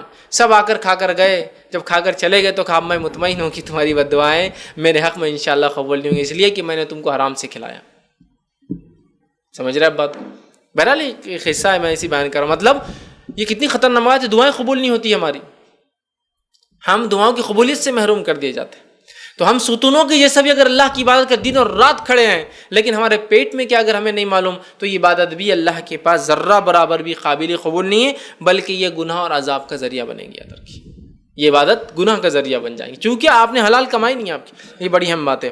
اسی طرح جو ہے ایک مرتبہ کا ایک واقعہ ہے، یہ صحیح بخاری نے، امام بخاری نے اس واقعے کو نقل کیا۔ حضرت عائشہ رضی اللہ عنہا فرماتی ہے کہ ایک مرتبہ ابوبکر صدیق رضی اللہ عنہ کے غلام ان کے پاس کچھ لے کر آئے۔ ابوبکر صدیق رضی اللہ عنہ نے لیا اور اس کو کھا لیا۔ کھانے کے بعد غلام نے کہا ابوبکر تم جانتے ہو یہ میں نے کہاں سے لایا؟ تو کہا کہاں سے لایا؟ تو کہا میں نے دور جہالت میں کہانت کی تھی۔ کہانت سمجھتے نا؟ کہانت، جھاڑ پھونک، جادو ٹونا، کہانت کی تھی۔ حالانکہ مجھے کہانت آتی نہیں تھی، میں نے ایسی بس گھما دیا ایک آدمی کو اور چپ چپ کی کہانت کر دی اس کے اوپر، اور اس آدمی نے مجھ سے وعدہ کیا تھا کہ میں کچھ دوں گا، آج اس نے مجھے وہ دیا تھا جو تم نے ابھی کھایا ہے۔ ابوبکر صدیق رضی اللہ عنہ جو ہی سنا، روایت میں آتا ہے بخاری کی کہ آپ نے اپنی انگلی حلق کے اندر اندر اندر خوب کی، اتنی کی کہ ہلکیوں سے خے کر دی۔ پھر اور جب خے کیا تو کہا میں مطمئن ہوں، اور کہا کہ اگر میں مر بھی جاتا نا اس کو نکالنے کے چکر میں تو میں مرنا پسند کرتا، لیکن یہ نوالے کو ہضم کرنا میں پسند نہیں کرتا۔ خے کیا آپ نے انگلی ڈال کے، اور کہا اگر مر بھی جاتا اس تکلیف سے میں مرنا پسند کرتا، لیکن وہ نوالا تو حرام کا میں نگلنا پسند نہیں کرتا۔ اور ایک روایت کے اندر جو کہ حیلۃ الاولیاء کے اندر اضافہ ہے، اس روایت کے اندر اور اضافی الفاظ ہے، وہ یہ ہے کہ آپ نے فرمایا کہا اگر اس کے نکالتے نکالتے میری جان بھی چلی جاتی تو میں اسے نکال دیتا۔ اے اللہ میں بری ہوں جو میری رگوں نے جذب کر لیا، چونکہ اندر چلا گیا تھا نا۔ اے اللہ میں بری ہوں جو میری رگوں نے جذب کر لیا، چونکہ جیسی پیٹ میں کچھ جاتی ہمارے رگیں اس کو جذب کرنا شروع کر دیتی ہضم کر کے۔ اے اللہ میں بری ہوں جو میری رگوں نے جذب کر لیا، اور اللہ میں بری ہوں جو میرے آت نے خلط ملط کر دیا، جتنا پیس دیا ہوں گا اتنی دیر میں تو اس کو کچھ نہیں کر سکتا ہوں۔ جو میری رگوں نے جذب کر لیا اللہ میں بری ہوں اس معاملے میں، باقی جو تھا میں نے خے سے نکال دیا۔ کتنی احتیاط ہے دیکھیے آپ، حرام لقمہ پیٹ میں نہ جائے، کتنی احتیاط ہے۔ آج ہمیں پتہ ہے وہ آدمی حرام کماتا ہے، اس کی انکم 100% حرام ہے، وہ حرام کام کرتا ہے، اور ہم شان سے جا کر وہاں کھانا کھاتے ہیں۔ نہیں کیسا بولیں گے اس کو؟ رشتہ دار ہے، اتنا بڑا ہے، پوزیشن ہے، فلاں ہے، ضرورت پڑ سکتی ہے، یہ ہو سکتا ہے، تعلقات ٹوٹ سکتے ہیں، فلاں ہو سکتا ہے، یہ ہوں گا وہ ہوں گا۔ اللہ کا ڈر چھوڑ کے باقی سارے ڈر ہم پر حاوی ہے۔ اور ایک صاحب کی تو عقل پہ مجھے تعجب ہوتا ہے، اپنے آپ کو بڑا مفتی کہتے ہیں، ایک بار فتویٰ دینے لگے، چونکہ ظاہر سی بات ہے وہ علماء جو انبیاء کے وارث ہے وہ وہی علماء ہیں جو علماء حق ہوتے ہیں اور نبی کے علم کو پھیلاتے ہیں، وہی وارث ہوں گے نا۔ نبی اپنی موت کے بعد زمین جائیداد نہیں چھوڑتے، وہ علم چھوڑتے ہیں، تو حقیقی علم جو نبی کا جو چھوڑا ہوا جس کو جو پھیلاتے وہی تو علماء ہوں گے نا، ورنہ علماء تھوڑی ہوں گے، وہ نام کے عالم رہیں گے صرف۔ مفتی کہنے لگے، ان سے سوال ہوا کہ اگر کسی نے دعوت دی، پتہ ہے 100% حرام ہے، تو ہم کیا کریں؟ ابوبکر صدیق خے کر کے نکال رہے ہیں، تو وہ کیا فتویٰ دے رہے ہیں؟ بھری مسجد میں ہزاروں کی تعداد میں لوگ، رمضان کا مہینہ، تو ایسی مجلس کی آپ کوئی بڑا آدمی ہے، نہیں بول سکتے، اس سے زندگی میں کام پڑ سکتے ہیں، تو لہٰذا آپ چلے جائیے، کھا لیجئے، آنے کے بعد جتنا کھایا اتنا اندازہ لگا کے اتنا ویٹ کا صدقہ کر دیجئے۔ کیا ریسنٹ بہت زبردست ایک دم مطلب جدید ایجاد ہے جو اسلام، ابوبکر صدیق کو نہیں سمجھے یہ بات کہ غلام نے کھلا دیا، اب میں کہے کو خیاں کروں، کیوں تکلیف لوں؟ خے بہت خطرناک ہوتا ہے، کچھ بھی جسم ریئیکٹ کر سکتا ہے، کیوں میں کروں؟ میں بھی کیا کرتا ہوں، اسے double ٹبل 4 time 10 time 20 time 1000 time صدقہ کر دیتا ہوں۔ اس نے ایک لقمہ کھلایا، میں 1 کنٹل صدقہ کرتا ہوں۔ خے کر کے نکالا تو کہا کھا لو، اور آنے کے بعد اندازاً گیس کر کے اتنا ویٹ صدقہ کر دینا۔ میں نے کہا کیا زبردست طریقہ ہے حرام کو حلال بنانے کا، اب تو ہر چیز حلال ہو گئی نا۔ ان کے پاس دعوت چلے جاؤ صدقہ، ان کے پاس دعوت کھا لو صدقہ، وہ حرام کھا لو صدقہ، یہ حرام کر لو صدقہ، بس راستہ مل گیا۔ دوسری بات موطا امام مالک کے، عمر ابن خطاب رضی اللہ عنہ نے ایک بار دودھ پیا، دودھ پینے کے بعد کہا بڑا ہی لذیذ اچھا دودھ تھا، بڑا پسند آیا آپ کو۔ اس شخص سے پوچھا جس نے دودھ پلایا تھا دودھ کہاں سے لایا تھا. دیکھیے انسان مکلف نہیں ہوتا ہے, ظاہر پر کام کرتا ہے, لیکن پوچھ لیا تو کہا میں راستے سے جا رہا تھا, صدقے کے اونٹ پانی پی رہے تھے, صدقات میں جو اونٹ آتے تھے زکوٰۃ کے پانی پی رہے تھے, ایک اونٹ کا تھن میں دودھ تھا, میں نے وہاں دھو لیا اور لے کر آ گئے. عمر ابن خطاب نے جو ہی سنا, چونکہ صدقے کے اونٹ کا دودھ کے لائے عمر ابن خطاب لائق نہیں نا, ان کے لیے حلال نہیں وہ پینا, وہ صدقے کے اونٹ جو ہے ان کا دودھ دھویا جا سکتا ہے لیکن مستحقین کو دیا جائیں گا نا, یا جو اس کو مینٹیننس کر رہا ہے حکومت لے کر اس کا فائدہ اٹھا کر جو اونٹوں کو دیں گی. زکوٰۃ کے جو اونٹ آتے ہیں تو ان کو کھلایا جاتا ہے تو ان سے فائدہ بھی لیا جاتا ہے. تو عمر ابن خطاب اس کے مستحق نہیں تھے, فوراً آپ نے انگلی ڈالی اور قے کر دی, کہا یہ میرے لیے جائز نہیں. حرام بڑی خطرناک چیز ہے, حلال کی بہت زیادہ اسلام میں اہمیت ہے. یہ بات کو سمجھنے کی ہمیں ضرورت ہے. ہم آج دیکھتے ہیں کہ آج کیا حال ہو چکا ہے. ایک سلف میں ایک خاتون کا قول ہے, وہ کہا کرتی تھی اپنے خاوند کو, ایک عورت نے نصیحت کی, یہ بہت ضرورت ہے آج کی عورتوں کے لیے. اس نے نصیحت کی اپنے شوہر کو, اور کیا کہا, اور کہا اے اللہ کے بندے, اے میرے شوہر, اے اللہ کے بندے, ہمارے رزق کے معاملے میں تو اللہ سے ڈرتے رہنا. کیا کہا اس عورت نے اپنے شوہر سے, اے اللہ کے بندے ہمارے رزق کے معاملے میں جو تو لاتا ہے, پہناتا ہے, کھلاتا ہے, ہم کو جس جگہ رکھتا ہے, اس معاملے میں اللہ سے ڈرتے رہنا, کیونکہ ہم بھوک برداشت کر سکتے لیکن جہنم کی آنکھ برداشت نہیں کر سکتے. تیرے حرام رزق کی وجہ سے ہم سب جہنم میں جائیں گے. ہماری پرورش جو ہے جہنم جو ہے اس گوشت کی پرورش جس کے آپ نے فرماتے حرام پر ہوئی, جہنم کے علاوہ اس کا اور ٹھکانہ ہوتا, سب سے صحیح جگہ جہنم ہی ہے اس کے لیے. تو کہا ہم بھوک تو برداشت کر سکتے اللہ کے بندے, لیکن ہم آگ نہیں برداشت کرتے. آج افسوس کی بات ہے, بہت ساری عورتیں اپنے شوہر کو مجبور کرتی ہیں حرام کمانے پر, کہتی ہے ہم آگ تو برداشت کر سکتے لیکن دنیا کی رسوائی والی یا دنیا کے نزدیک جو اسٹیٹس نہیں, وہ زندگی نہیں گزار سکتے ہم. آپ رشوت لیجئے, آپ یہ کیجئے, آپ حرام کاری کیجئے, چلیں گا, لیکن ہمیں دنیا کے اعتبار سے لو اسٹیٹس نہیں جینا ہے. جیسا ان کے نزدیک چونکہ اسٹیٹس لو ہو جائیں گا نا, ہر سال صوفے نہ بدلے جائے تو کیا مقام آپ کا سماج کے اندر, ہر سال گھر کو رنگ نہ دیا جائے تو کیا اسٹیٹس آپ کا, 3 سال میں آپ نے کار نہیں بدلی تو آپ کا کیا مقام, اتنی بڑی پوزیشن پہ کیا فائدہ ہوا آپ کا رہ کر. تو ایسی عورتیں ہونا چاہیے, ورنہ بہت سی بار عورتیں اور بچے مجبور کرتے ہیں مردوں کو کہ وہ حرام کمائیں. تو یہ عورت نصیحت کری, اللہ کے بندے ہمارے رزق کے معاملے اللہ سے ڈرتے رہنا. ہم بھوک برداشت کر سکتے ہیں, مطلب ہم غربت برداشت کر سکتے ہیں, بھوک پہ رہیں گے, ہم آخرت میں آگ نہیں برداشت کر سکتے. آج افسوس ہم کہہ رہے ہیں اپنے گھر والوں کو, عورتیں کہتی ہیں اپنے شوہر کو کہ ہم آگ تو برداشت کر سکتے ہیں لیکن دنیاوی اعتبار سے ذرہ برابر بھی تکلیف برداشت نہیں کرنا چاہتے ہم, تم یہاں لہٰذا حرام کماؤ, خوب کماؤ. تو بہرحال یہ بہت سوچنے کی ضرورت ہے. اور کتنی عجیب بات ہے, کتنی عجیب بات ہے. ہم اپنی صحت کے لیے بہت سی مرتبہ حلال چیزوں کو بھی چھوڑ دیتے ہیں, ہے نا. ہم اپنی صحت کے لیے بہت سی مرتبہ جو ہے حلال چیزوں کو چھوڑ دیتے ہیں, لیکن کبھی آنکھ کے ڈر سے حرام چیزوں کو نہیں چھوڑتے. ڈاکٹر نے کہا کیلا مت کھاؤ, چھینک آ سکتی تھی, کیلا حلال ہے, چھوڑ دیا. کیوں چھوڑ دیا؟ ڈاکٹر نے کہا. حلال چیز کو بھی چھوڑ دیتے ہیں, کس لیے؟ دنیا کے فائدے کے لیے. اور ہم حرام کو نہیں چھوڑتے ہیں جہنم کی آنکھ سے ڈر کر. کتنی عجیب بات ہے نا کہ ہم حلال چیزوں کو چھوڑ دیتے ہیں صرف دنیاوی فائدہ کے لیے, صحت کے لیے, اور ہم آنکھ کو جو ہے پسند کر رہے ہیں حرام میں ملوث ہو کر. تو یہ بات بڑی سوچنے کی کہ ہم آنکھ سے ڈر کے جو ہے حرام کو نہیں چھوڑ رہے ہیں, اور دنیا کی صحت اور تھوڑی بہت چیزوں سے ہم ڈر کر جو ہے کیا کرتے ہیں, حلال چیز کو بھی چھوڑ دیتے ہیں. تو یہ بات کو یاد رکھنا ہے, ہمیں حلال کمانا ہے, ہمیں حلال جگہ جو ہے خرچ کرنا ہے. اور جو ہے حرام کمائی جو ہے یہ معاشرے پہ اس کے بہت برے اثرات ہوتے ہیں, یاد رکھیے. اس کے بہت جو ہے برے اثرات ہوتے ہیں. معاشرے پر کیا برے اثرات ہوتے ہیں, اس میں فرد اور معاشرہ, انڈیویجول اور سوسائٹی دونوں ڈوب جاتے ہیں, یاد رکھیے. اور جو ہے دینداری اور بصیرت ختم ہو جاتی ہے, ریلیجیسنس ختم ہو جاتی ہے, سوچ اور سمجھ چیزوں کو پرکھنے کی صلاحیت اللہ رب العزت چھین لیتا ہے. اسی طرح جو ہے روزی کی برکت اٹھا لی جاتی ہے. اسی طرح مصیبتیں آتی ہیں, آفتیں آتی ہیں, پریشانیاں آتی ہیں, تنگ دستیاں آتی ہے, بغض ہو جاتا ہے, سرکشی بڑھ جاتی ہے, قتل عام ہو جاتا ہے, اور لوگ ایک دوسرے کو ناپسند کرتے ہیں, اور قطع تعلقی بڑھ جاتی ہے. اگر ہم سماج میں حرام کمانے لگے تو یہ سارے نقصان ہوتے ہیں, اور جنگ اور جدال اور فتنے اور فساد میں ساری دنیا پھنس جاتی ہے, جو آج اس دنیا کا حال ہے. حرام تو اس کے لیے ریزن ہے. کوئی کسی کے آئل کے لیے کسی کنٹری پہ حملہ کر رہا ہے, اسے حرام کمانا ہے, حلال کی اس کو ضرورت نہیں ہے نا. کوئی کسی کے ملک پہ دوسرے ملک پہ حملہ کر رہا ہے چونکہ اس کو زمین چاہیے اس کی. آج پورا فتنہ اور فساد جو ہے حرام کمائی کی جو وجہ سے ہو رہا ہے.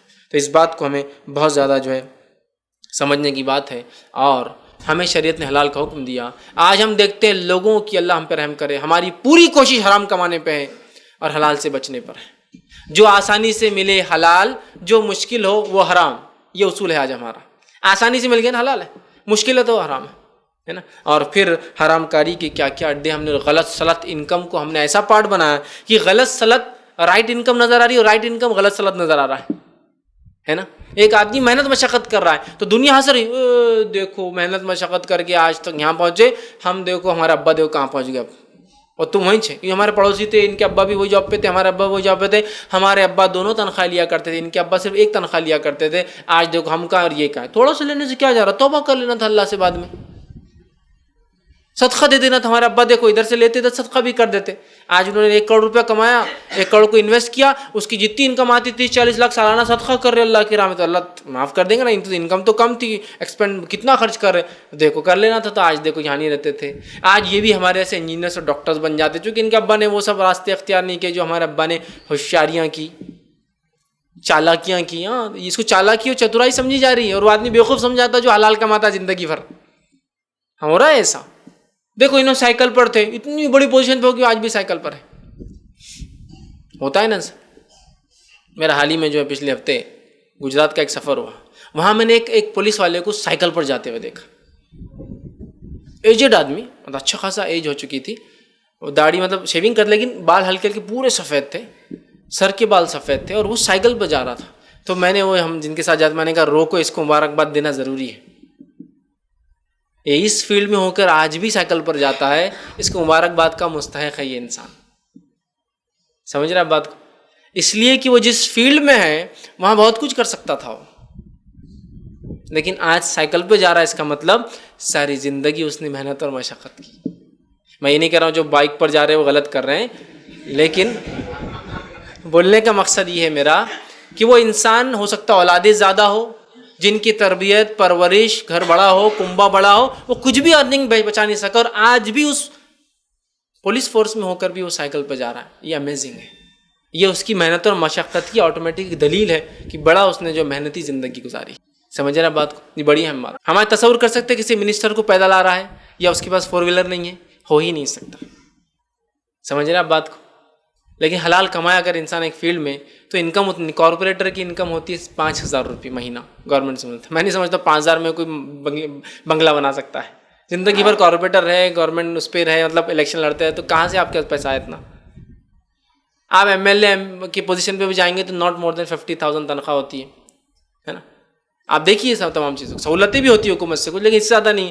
6 لاکھ روپے سال میں انسان کیا کر سکتا ہے. ایک SUV تو مینٹین نہیں کر سکتا, میں جانتا ہوں.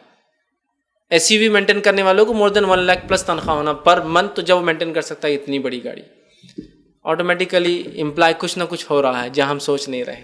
کچھ نہ کچھ تو ذریعہ ہے جو اس کے علاوہ آ رہا ہے. بہت سوچنے کی ضرورت ہے, یاد رکھیے, بہت سوچنے کی ضرورت ہے. تو آج ہم دیکھ رہے ہیں کہ ہم نے جو آسانی سے آتا ہے بس اس کو حلال سمجھ لیا, جس میں مشکل ہو رہی ہے وہ حرام ہم نے سمجھ لیا. ہمیں چاہیے کہ ہمارا کام شریعت کے بتائے ہوئے جو ہے ضوابط کے مطابق کرے. اور افسوس کی بات ہے اس حرام کاری کے راستے پہ ایسے ہم چلے کہ آج ہم دیکھتے ہیں خبیث مال کمانا, حرام مال کمانا, حرام رزق کمانا, یہ اتنا ہو چکا ہے کہ ہم کسی بھی طریقے سے رزق ملے بس وہ ملنا چاہیے, کسی بھی طریقے سے مال ہم کو حاصل کرنا ہے, ایڑی چوٹی کا زور لگانا ہے. حرام و حلال اس کی کوئی تمیز نہیں ہے, یاد رکھیے.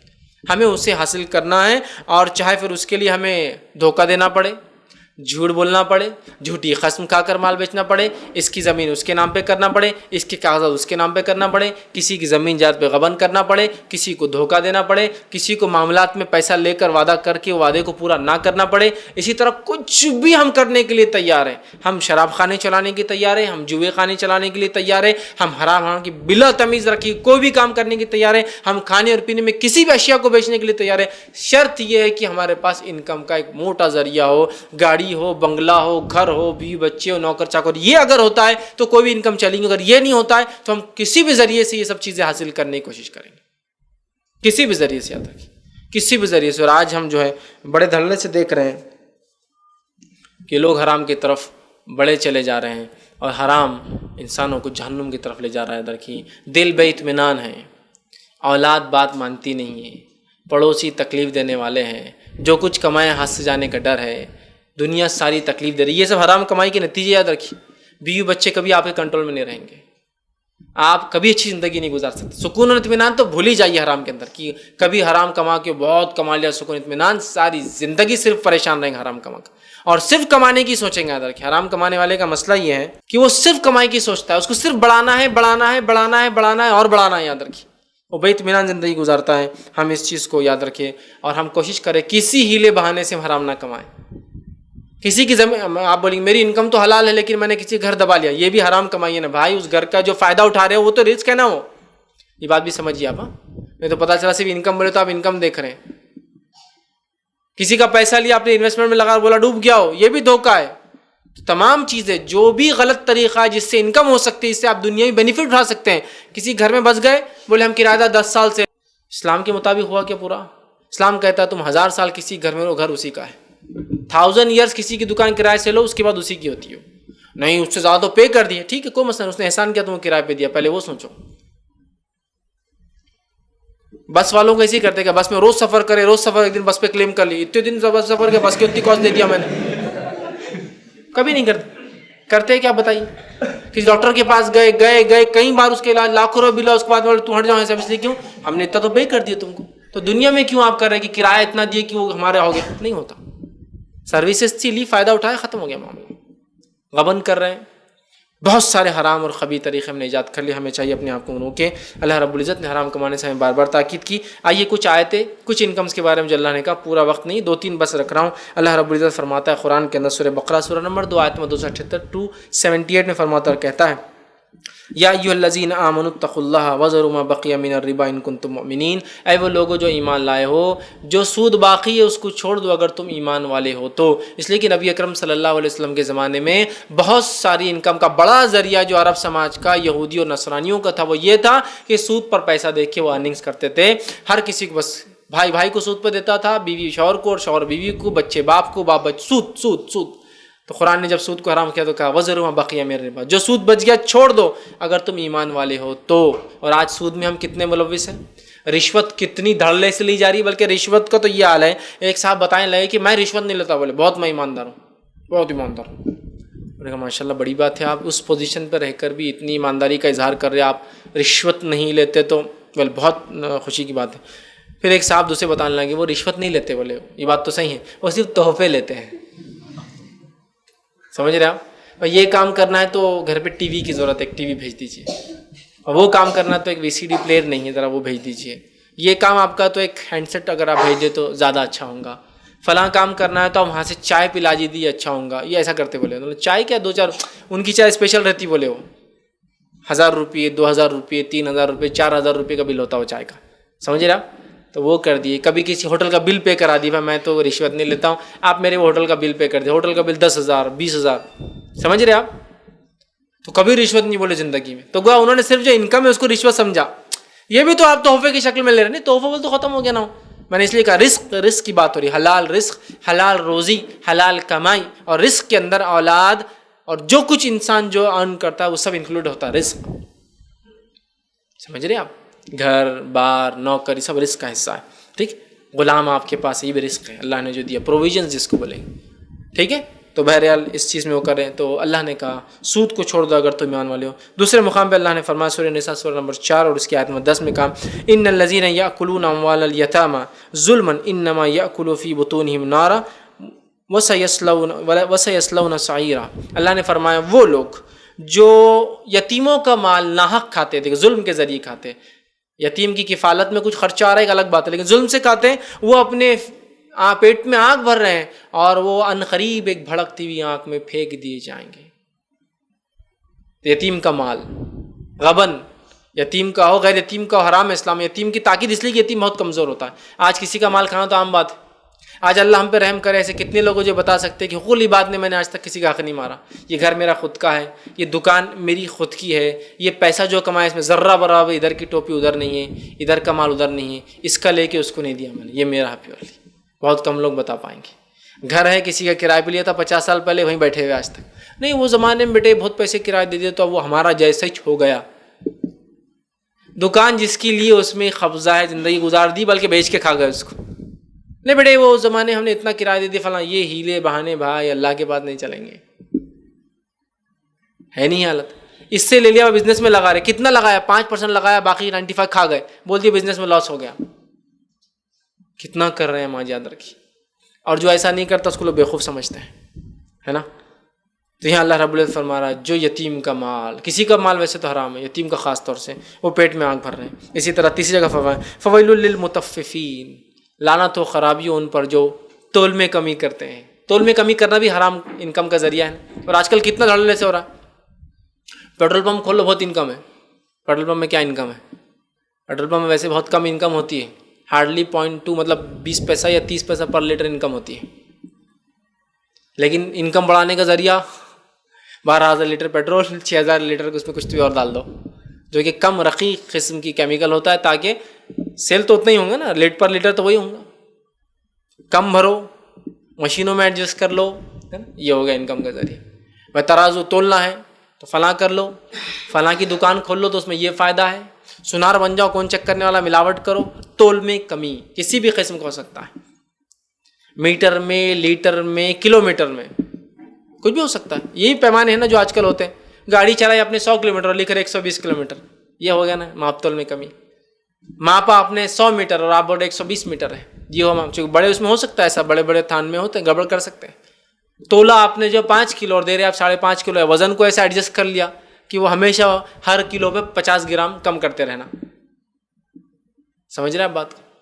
تو یہ سب چیزیں تو کہا لعنت ہو، خرابی ہو، وائل ہو ان لوگوں کے لیے جو ماپ تول میں کمی کرتے ہیں. ٹھیک. اسی طرح صحیح مسلم کی جو ہے روایت ہے، ابو امامہ حارثی رضی اللہ عنہ اس کے راوی اور فرماتے ہیں کہ آپ نے فرمایا اور کہا جس نے اپنی خصم کے ساتھ کسی مسلمان کا حق مارا، اللہ تعالیٰ اس کے لیے آگ کو واجب کر دیتا اور جہنم اس کے لیے حرام ہوتی. کسی شخص نے اللہ کی قسم کا کر خصم کے ذریعے کسی مسلمان کا حق مار لیا تو آپ نے فرمایا اللہ اس کے لیے آگ کو واجب کر دیتا ہے اور جنت اس کے لیے حرام ہوتی ہے. تو صحابی نے سوال کیا اللہ کے رسول صلی اللہ علیہ وسلم اگر آدمی تھوڑا سا حق مارے تو؟ صحابہ بہت جلدی سوالات کر لیتے تاکہ پورا معاملہ کلیئر ہو جائے. تھوڑا حق مارے تو، یا تھوڑی سی چیز ہو مطلب بہت تھوڑی سی؟ تو آپ نے فرمایا ہاں، چاہے پیلو کی لکڑی کے برابر ہی تو نے اس کا حق مارا ہو. پیلو کی لکڑی مسواک کو بولتے ہیں. مسواک کے برابر سے مراد محدثین لکھتے یا تو اس کے ویٹ کے برابر، یا تو اس کی ہائٹ کے برابر، یا تو اس کی کاسٹ کے برابر حق مارا ہو تو. عموماً 9 انچ کی ہوتی ہے، ایک بالش کی ہوتی ہے. ایک بالش حق مارنے کی بھی روایتیں آتی ہے کہ وہ جہنم میں 7 ایک بالش زمین ماریں گے 7 توق لٹکائے جائیں گے. تو پیلو کا ایسا بھی ہو سکتا ہے، مطلب کاسٹ بھی ہو سکتی ہے. پیلو کی کاسٹ کیا ہوتی ہے؟ کیا ہوتی ہے مسواک کی کاسٹ آج کے دور میں؟ 10 روپے، اتنا ہی. صحابی نے پوچھا کیا ہم بہت تھوڑا سا حق مارے جھوٹ بول کے؟ تھوڑا سا. تو کہا پیلو کی لکڑی کے برابر بھی حق مارو گے نا، ویٹ، ہائٹ، کاسٹ سب ہو سکتا ہے اس میں، تو بھی تم جہنم واجب ہو جائیں گی، جنت سے محروم کر دے جاؤں گی. اللہ ہم پہ رحم کرے.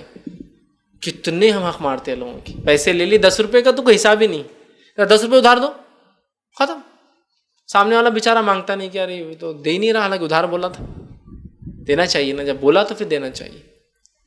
نہیں دینے کا الگ چیز ہے کہ ہمارے پاس 1 روپیہ نہیں، آپ بعد میں دینا. دکان والا آپ کو بول رہا ہے بعد میں کا چکر نہیں. وہ 4 روپے تم ایکسٹرا رکھ لو، 6 روپے کی چیز ہے نا، 4 دینا ہے، 1 روپیہ تم بعد میں وہ نہیں ہوگا، وہ 4 تم رکھ لو، بیٹر ہے نا. آخرت میں 1 روپے کے بدلے پتہ نہیں کیا چھین کے لیں گا وہ.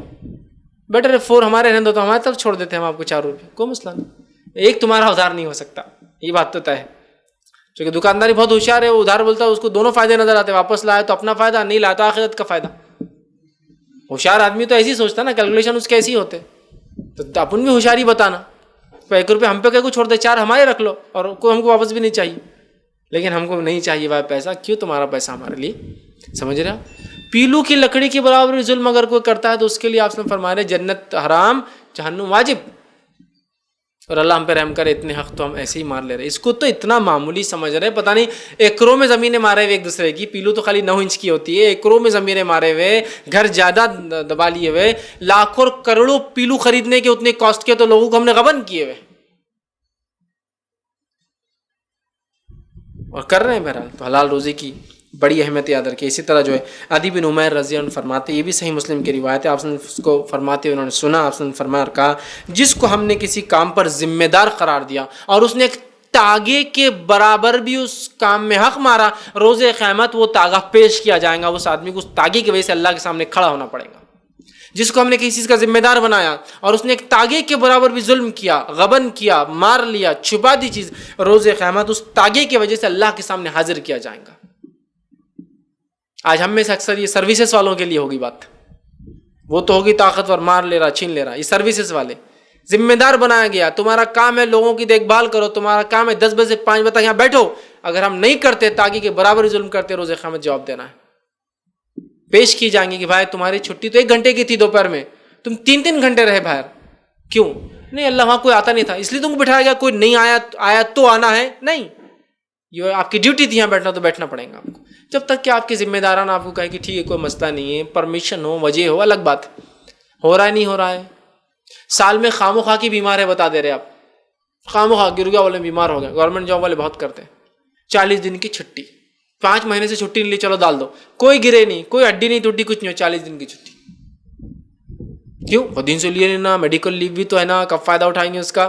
تو جھوٹ بول کے اٹھاؤں گے، بیمار ہو جائے تو ہے نا، وہ کیا بیمار کر لو اپنے آپ کو لو ہے، وہ پیڑ ہوتی ہے، ہاں پڑے بیمار ہے، ارے بھائی لوگ بول رہے ہو ہاتھ ٹوٹ گیا، بہت ہاتھ ٹوٹا، گھوم رہے شملہ اوٹی، اب بہت ہاتھ ٹوٹ گیا، یہ ہے ابھی علاج چل رہا سنگاپور میں، گھوم رہے وہاں، ابھی جاپان ملیشیا میں ہوں، اور یہ دیکھو کتنا بیمار ہے، کہاں کہاں گھوم رہا بیچارہ، اور چھٹی منا رہے ہیں، سمجھ رہے آپ بات کو؟ اور پھر تنخواہ کے لیے کھڑے، 40 دن کی تھی نا، غلط تھوڑی ہے، تو بیمار ہوئے تو تھی نا، ہے نا، ہوا نہیں ہوا، آپ سب فرما رہے تاغے کے برابر بھی اگر اس نے وہ کیا، اس میں حق مارا ہو، روز قیامت پیش کیا جائے، حاضر ہونا پڑے گا، اس کو جواب دینا پڑے گا، ایسا کیوں کیا تھا اس نے؟ بہرحال ہم بہت اس معاملے میں جو ہے احتیاط کریں۔ اسی طرح جو ہے ہم صرف حرام سے بچنا اور حرام کا حلال کمانا نہیں، ہم کو مشکوک سے بھی بچنا ہے، جس میں شک اور شبہ ہے۔ شک اور شبہ سمجھتے نا، یار لگ رہا کچھ گڑبڑ ہے، احتیاط کیجیے، اس لیے کہ موسٹ پروبیبلی بہت زیادہ امکانات ہے آپ حرام کی طرف چلے جائیں، بچیے اس سے، یاد رکھیے مشکوک سے ہی بچیے، اس لیے کہ جو ہے نبی اکرم صلی اللہ علیہ وسلم، صحابہ اور تابعین اس سے بچتے تھے، اور یاد رکھیے وہ انسان، وہ بندہ کامیاب ہو گیا اور وہ سعادت مند اور توفیق مل گئی اس کو جو خبیث حرام مال سے اپنے نفس کو بچا لیا، وہ سب سے خوش قسمت آدمی دنیا کا ہے جس نے اپنے نفس کو حرام کمائی سے بچا لیا۔ آج سعادت مند ہے وہ، یہ مت سوچی دنیا کیا کمایا، اگر حرام ہے تو غلط ہے، حلال کسی نے کما لیا تو وہ کامیاب زندگی گزار لیا اس نے، اگر حلال زندگی اس کی گزر گئی، حلال کمائی پہ زندگی گزار لیا، موسٹ سکسیسفل پرسن ہے دنیا کا۔ آج یاد رکھیے، اس بات کو ذہن نشین کر لیں، ہمیں اس سے بچنا ہے۔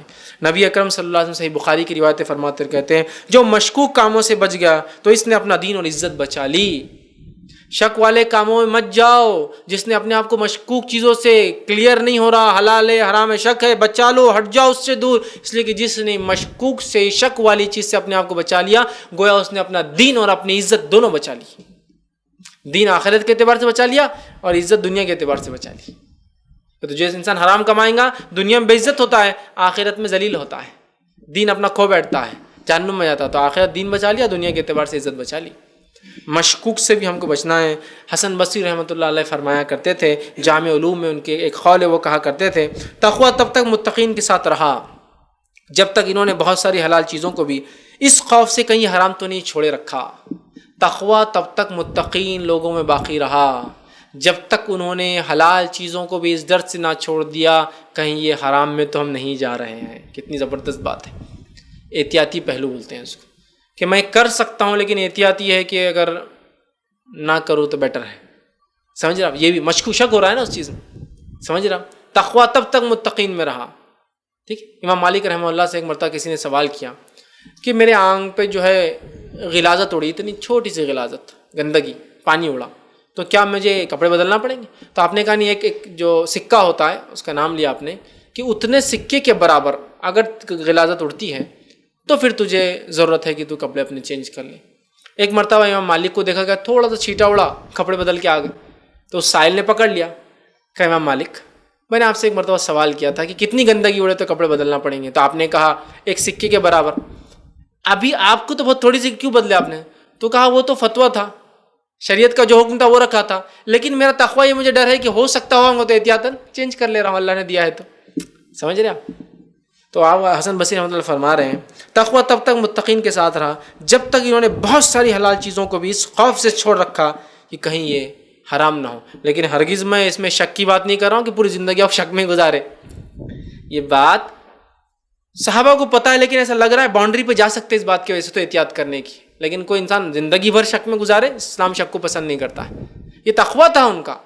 حلال ہے چیز پھر بھی احتیاط کرتے تھے کہیں اس حلال چیز کے چکر میں حرام کی طرف نہ چلے جاؤ، یہ بولنے کا مقصد ہے. لیکن صحابہ شک میں زندگی نہیں گزارتے تھے، یقینی زندگیاں گزارتے تھے، یقینی عبادتیں کرتے تھے. بہرحال تو یہ بڑی اہم چیز ہے.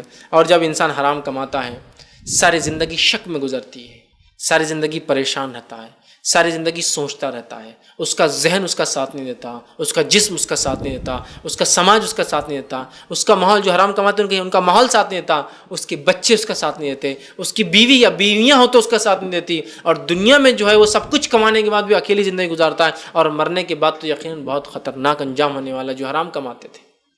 تو ہم اس بات کو طے کر لیں کہ ہمارے انکم سورس حلال ہو. ہم کمائیں گے تو حلال، خرچ کریں گے تو حلال جگہ. بہت اہم ہے. اور رزق اور کمائی سے مراد ہر وہ چیز جس سے آپ دنیا میں بینیفٹ اٹھا رہے ہیں وہ حلال ہو. یہ نہیں کہ کہیں زمین الاٹ ہو رہی اپنے آپ کو بھکاری بنا دیا اور جا کے صف میں کھڑے ہو گئے اور لے کر آ گئے، خوش لے کے آ گیا ایک پلاٹ وہاں سے. ارے لیکن وہ تو غریب لوگوں کے تھے، بی پی ایل لوگوں کے لیے تھے جو بلو پاورٹی لائن ہے. تو کیسا چلے گا؟ ارے کپڑے وڑے پھاڑ کے چلا گیا، غریب بتا دیا، باپ داداؤں کو بھکاری بتا دیا، انجانے پتہ نہیں کون لاوارث اولاد بتا دیا، دیکھو میرے کو مل گیا. یہ دنیا کی بھی رسوائی ہوں گے، لوگ تھو کریں گے یار تھوڑے کے لیے کیا. اور آخرت بہت خطرناک ہونے والی فریاد، چونکہ حق مارا نا دوسرے کا. یہ رزق ہے، گھر تو مل گیا لیکن تو نے جھوٹ کہا نا. سمجھ رہا بات؟ یہ بڑی اہم چیز ہے کہ رزق کیسے آ رہا ہے. وہاں لکھا ہوا کہ غریبوں کے لیے یہ کھانا ہے، مسافروں کے لکھا تو میں بھی کھا سکتا ہوں، میں بھی مسافر ہوں. غریبوں کے لیے کھانا ہے اور میں بھی صف میں کھڑا ہو گیا. کھانا ہے تو پھر کس کو دیکھنا ہے کون دے رہا اور کیا کر رہا اور کس کے لیے، شامل ہو جاؤ. روز قیامت وہ رزق آپ نے غلط طریقے سے لیا، وہ غریبوں کے لیے تھا، اللہ نے آپ کو سب کچھ دے رکھا تھا.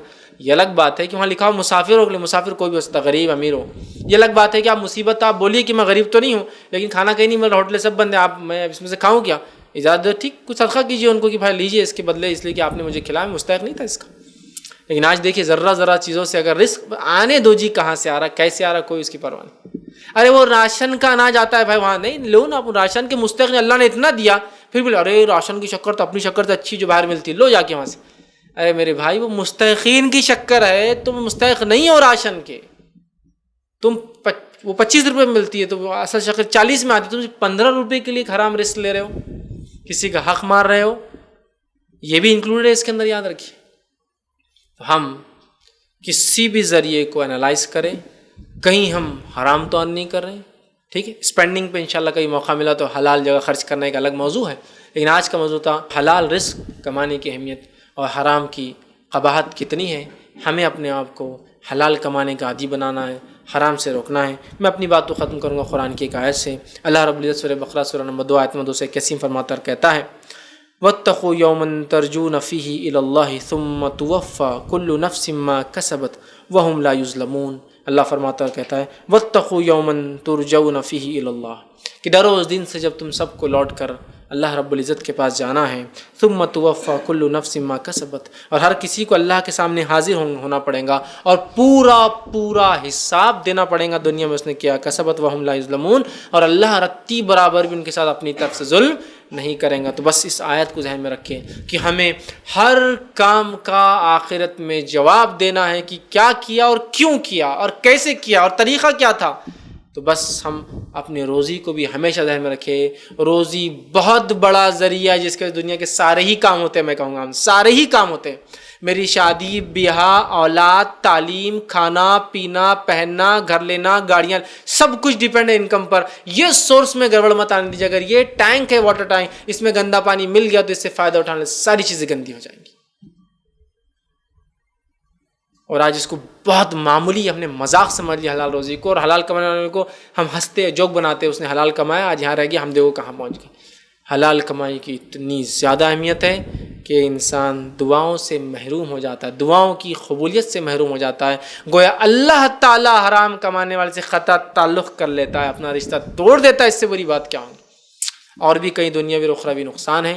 ہمیں چاہیے کہ بس کوشش کرے اپنی انکم کو حلال کرے, مشکوک سے بچنے کی کوشش کرے, حرام سے 100% اپنی نفسوں کو ہم بچائیں, چاہے انکم کا ذریعہ کچھ بھی ہو. اس معاملے میں احتیاط کرے, ورنہ سود, ربا, رشوت خوری, دھوکہ دینا عام ہو چکا ہے. بینکس میں جا کے آپ جاب کر رہے ہیں, آپ رشوتیں لے رہے ہیں اپنے کام کے بدلے, یہ سب بہت غلط بات ہے. یاد رکھیے ان تمام چیزوں سے ہم اپنے نفس کو بچائیں اور کوشش کریں کہ ہماری روزی حلال ہو, اس لیے کہ ہماری روزی سے ہمارے بیوی اور بچے پلتے ہیں. کہیں ایسا نہ ہو ہماری غلطی کی وجہ سے ان کی نشر و نما حرام پر ہو اور آخرت میں ان کی پکڑ ہو جائے. اللہ سبحانہ تعالیٰ ہماری حفاظت فرمائے.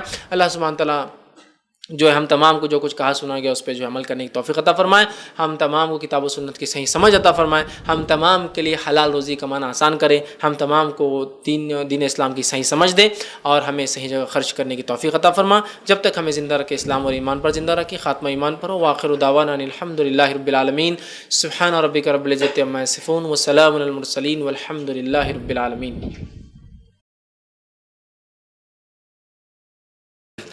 بسم اللہ الرحمن الرحیم. الحمد للہ رب العالمین والصلاة والسلام علی خاتم النبیین والمرسلین. رب اشرح لی صدری ویسر لی امری واحلل عقدۃ من لسانی یفقہوا قولی. اما بعد, ایک سوال ہم لیں گے چٹ سے اور انشاءاللہ ایک سوال جین سے پھر ہم لیں گے. کسی نے سوال کیا ہے, 3 بھائی ہے, اس میں سے ایک بھائی رشوت لیتا ہے اور ان کے حصے دعوت آتی ہے, قریبی رشتہ دار ہے. کیا 2 بھائی محنت کرتے ہیں, جوائنٹ فیملی ہے, ہمیں جانا چاہیے نہیں؟ ابھی تک تو ہم بڑے بھائی کی 2 بھائی محنت سے کماتے ہیں وہ سمجھ کر گئے. میں سوال یہ تھا 3 بھائی ہے, ایک بھائی حرام کماتا ہے لیکن اس کی حلال انکم بھی ایسا سمجھ میں آ رہا ہے لیکن رشوت لیتا ہے, 2 بھائی حلال کماتے ہیں, تو ٹوٹل 3 بھائیوں میں سے تینوں حلال بھی کماتے ہیں اور ایک آدمی تھوڑی سی رشوت بھی لیتا ہے. سوال یہ, تو اس معاملے میں دعوت اگر آئے تو کیا کرے؟ کیا یہ سوچ کے چلے جائے کہ اس آدمی کی چونکہ 2 بھائیوں کی انکم حلال ہے اور جوائنٹ فیملی ہے تو ٹھیک؟ تو دیکھیے اگر کوئی آدمی مشترکہ دعوت دی جا رہی ہے, مل کر لوگ دعوت دے رہے ہیں, 2-3 بھائی ہے, ایک آدھ رشوت لیتا ہے لیکن حلال انکم بھی ہے, حرام ہے, تو جہاں حلال و حرام انکم کے مکس ہونے کا, اور یہاں میں سمجھتا ہوں رشوت کی انکم کم ہوں گی چونکہ 3 بھائی کی حلال انکم بھی اس میں ہے, تو لہٰذا جانے میں انشاءاللہ اس کو حرج نہیں. اس لیے کہ جہاں مکس انکم کا ایشو آتا ہے وہاں آپ یہ سوچ سے جا سکتے ہیں کہ انشاءاللہ یہ مجھے حلال سے دے رہا ہوں گا یا کھلا رہا ہوں گا. ورنہ ہوتا ہے کچھ لوگ سمجھتے ہیں حرام جو کماتا ہے گویا اس کو 100% بائک آؤٹ کر دیا جائے. جیسا کہ ایک آدمی ہے رشوت لیتا ہے اور جاب بھی کرتا ہے, تو لوگ نہیں وہ رشوت لیتا ہے. دیکھیے وہ رشوت لیتا ہے ٹھیک ہے, لیکن جاب بھی کرتا ہے نا, تو اس کے پاس کھانا حلال ہوگا. آپ یہ تصور کر کے کھانا کھائیے, یہ چندہ لیجئے کہ حلال سے دے رہا ہوں گا, ٹھیک ہے, یہ جائز ہے جہاں مکس انکم کا ایشو آتا ہے. لیکن جہاں آپ ذمہ دار ہیں اس کے اور ایسا لگتا ہے کہ آپ کے وہ چیز نہیں کھانے سے, نہیں جانے سے وہ انڈر پریشر ہوں گا اور اپنے اس حرام کام کو, وہ رشوت خوری کو چھوڑ دیں گا, تو یہ افضل ہوں گا. پھر آپ وہاں بالکل مت جائیے بتانے کے لیے کہ ہم کیوں نہیں آئے, آپ رشوت لیتے ہیں اس لیے نہیں آئے. ڈیپینڈ ہے. دیکھیے ایک ہے کہیں جانے سے فرق پڑتا ہے تو جائیے اور فائدہ اٹھائے, اور ایک ہے کہیں نہیں جانے سے فرق پڑتا ہے تو وہاں مت جائیے. جیسا کہ کسی نے سوال کیا ہمارے گھر میں بدعت اور رسومات کرتے شادی میں, تو کیا میں وہاں جاؤں یا نہیں جاؤں؟ تو میرا جواب یہ ہوتا ہے اگر نہیں جانے سے وہ لوگ انفلوئنس ہوں گے کہ دیکھو ایسے لوگ ہمارے پاس نہیں آئیں گے اگر ہم بدعت کریں گے تو بدعت لہٰذا چھوڑ دی جائے, تو آپ مت جائیے. لیکن ایسا لگتا ہے آپ کے نہیں جانے سے ان کو تو خوشیاں ہو جائیں گی, اچھا ہی ہوا یہ نہیں آیا, اب تو کھل کر کرو, تو پھر جائیے تاکہ آپ کے پریزنس سے ایٹ لیسٹ کم کریں گے. ڈیپینڈ ہے. تو اگر آپ کے وہاں جانے سے وہ لوگ پوچھیں گے کیوں نہیں ہے, اور آپ کہہ سکتے ہیں کہ اس لیے کہ آپ حرام کماتے ہیں اور آپ انفلوئنس مطلب آپ ان کے بڑے ہیں, آپ ان کے رشتہ دار ہیں, آپ کے بغیر وہ کوئی کام نہیں کرتے ہیں, تو بالکل آپ انفلوئنس ڈالیے, مت جائیے. یہ کہیے کہ حلال ہے, کھا سکتا ہوں, پھر بھی نہیں آؤں گا, تاکہ تم اس چیز کو مکمل ترک کر دو, چھوڑ دو. ٹھیک ہے, اب لگتا ہے نہیں جائیں گے تو مکمل ہی بے چھوٹ کام کریں گے, تو پھر جائیے چونکہ کھانا تو حلال ہے, تاکہ ایٹ لیسٹ رہنے سے وہ سوچیں گے کہ یار لوگ آ رہے ہیں, آئندہ ان کو بلانا ہے تو اپنے کو حلال کرنا پڑے گا کہ بھائی دیکھو میں آ گیا یہ بار, لیکن آئندہ نہیں آؤں گا اس لیے کہ تم ابھی بھی نہیں چھوڑے ہو. سمجھ رہے؟ تو یہ ڈیپینڈ ہے. لہٰذا چونکہ مکس انکم کا کوشچن ہے, مکس انکم جس میں 3 بھائی ہیں, ایک بھائی رشوت لیتا ہے, 2 بالکل حلال کماتے ہیں, حالانکہ تیسرا بھائی بھی حلال کماتا ہے لیکن رشوت بھی لیتا ہے, ایسی جگہ انشاءاللہ کھانے میں کوئی حرج نہیں ہے. لیکن پھر ڈیپینڈ ہے, نہ جانے سے اگر اتنی بھی رشوت دینا چھوڑ دے تو بہت اچھی بات ہے, اور جانے سے ایٹ لیسٹ کم کرے تو یہ بھی ٹھیک ہے, بہرحال اس میں انشاءاللہ کوئی حرج نہیں ہوگا. جی السلام علیکم. اگر کسی مال ہم لوگ نے گڈس خریدا, اس کی پوری طرح سے قیمت نہ ادا کی گئی ہو تو اس کو سیل کر سکتے ہیں کیا؟ پانی کا سوال کیا کہ اگر ہم نے کوئی گڈس پرچیز کیا, کوئی مال خریدا اور اس کی پوری قیمت پے نہیں ہوئی تو کیا ہم اس کو سیل کر سکتے ہیں؟ تو ہاں بالکل سیل کر سکتے ہیں. اس کو کہتے ہیں کہ جو ہے ادھار میں چیز لے کر فروخت کر دینا. ایسی تجارتیں صحابہ کی نظر آتی تھی کہ صحابہ پیمنٹ نہیں کرتے تھے یا کچھ پارٹ پیمنٹ کرتے تھے, چیز پرچیز کر کے لاتے تھے, چیز کو سیل کر دیتے تھے, سیل کرنے کے بعد اس کی ریئل ویلیو جو قیمت تھی وہ ان کو دے دیا کرتے تھے. ادھار میں اس کو بزنس کہا جاتا ہے, یہ درست ہے. اب رہا مسئلہ کسی کو آپ نے دھوکے سے سمجھو چیز لے لی, پیمنٹ کے لیے بیچا, تو جو آپ کو ایکسٹرا پیسہ آئے گا جو اس کا حق نہ دے کر آپ نے کیا, تو ظاہر سی بات ہے اترے اس میں آپ گناہ گار ہوں گے. لیکن لینے والے کے لیے وہ چیز پرچیز کرنے میں کوئی گناہ نہیں, چونکہ اس کو نہیں پتہ ہے. تو لہٰذا ادھار پر کسی چیز کو سیل کر دینا یا پارٹ پیمنٹ لے کر سیل کرنا دونوں بھی جائز. 100% بھی ہو سکتا ہے میں نے کوئی پروڈکٹ پرچیز کیا 1 لاکھ کا, کچھ بھی نہیں دیا, مال سیل کیا 1 لاکھ کا, مجھے 10,000 منافع ہے, 1 لاکھ, یہ بھی درست ہے. پارٹ پیمنٹ 50,000 دیا, 50 کا ادھار لیا, یہ بھی درست ہے. اس میں انشاءاللہ عزیز کوئی حرج نہیں. کسی نے ایک سوال کیا, اگر شوہر حرام کمائی کر رہا ہو تو کیا بیوی ذمہ دار ہوگی؟ کیا وہ بھی گناہ گار سمجھی جائیں گی؟ دیکھیے اب کسی نے سوال کیا, کیا اگر شوہر حرام کماتا ہو تو بیوی کا اس میں کیا معاملہ ہے؟ اگر شوہر حرام کماتا ہو تو بیوی کا کام ہے کہ شوہر کا دماغ کھا لے بول بول کر کہ یہ کام تمہارا غلط ہے, اس کی جان نکال دے. ایسا کرتی نا بیوی عام طور سے کہ یہ کام نہیں ہوا, تم امی کے پاس نہیں لے گئے, امی کے پاس نہیں لے گئے, امی کے پاس نہیں لے گئے, امی کے پاس, وہ پریشان ہو جاتا, بولتا جا امی کے پاس چل جا, ہے نا. یا پھر کوئی کام کرنا تھا آپ نے نہیں کیا, تو ساری زندگی عورتوں کو چلتا نا, آپ نے اس دن وہ نہیں کیا جی, اچھا لگا, آپ نے اس دن وہ نہیں کیا جی, تو بولتا اب آنے دو موقع, پھر دیکھ کتنا کرتا میں.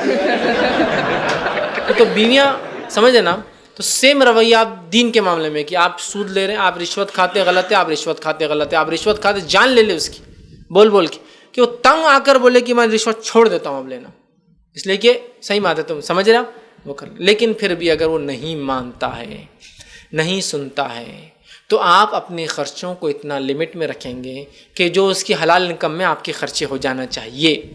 سمجھ رہے آپ بات کو؟ جیسا فار ایگزامپل شوہر کی انکم ہے 10,000, رشوت لیتا ہے 20,000, انکم ہوئی 30,000, تو بیوی کا کام ہے اپنا گھر صرف 10,000 میں چلائے, اس لیے کہ وہ اس کا حلال ہے.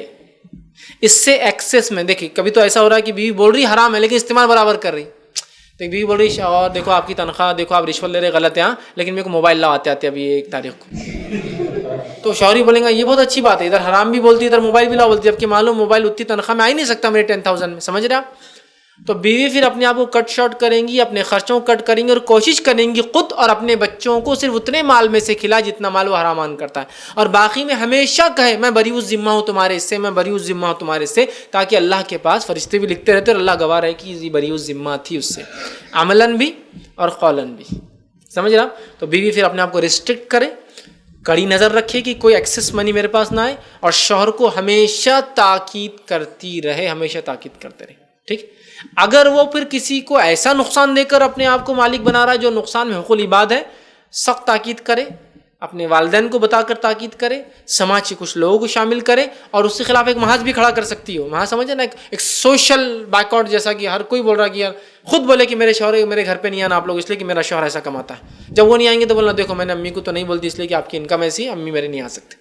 سوشل بائک آؤٹ ہوتا, سمجھ رہے آپ؟ تو ڈیپینڈ ہے, دھیرے دھیرے کر کے اس کو اپنے شوق لانا. میں الحمدللہ ایک صاحب کو جانتا ہوں, وہ ایک حرام کاری کرتے تھے, غلط چیز انکم ان کی سورس تھی. ماشاءاللہ ان کے اہلیہ نے اور ان کے پورے فیملی نے ایسا بائک آؤٹ کیا کہ ودن ایئر ماشاءاللہ سب کچھ چھوڑ چھاڑ کے جو ہے کہ ایک دیندار انسان بن گئے, مطلب توبہ کر لی اپنے گناہوں سے. تو ہو سکتا ہے تو بیوی کنٹینیوس ہیمرنگ کرتے رہے, بات کرتے رہے, لوگوں کو بتائے, سوشل پریشر اس کے خلاف اٹھانے کی کوشش کرے, اور ہر بار یاد دلائے کہ دیکھو آپ اتنا خرچ کریں اللہ کے نام میں لیکن قبول نہیں ہونے والا.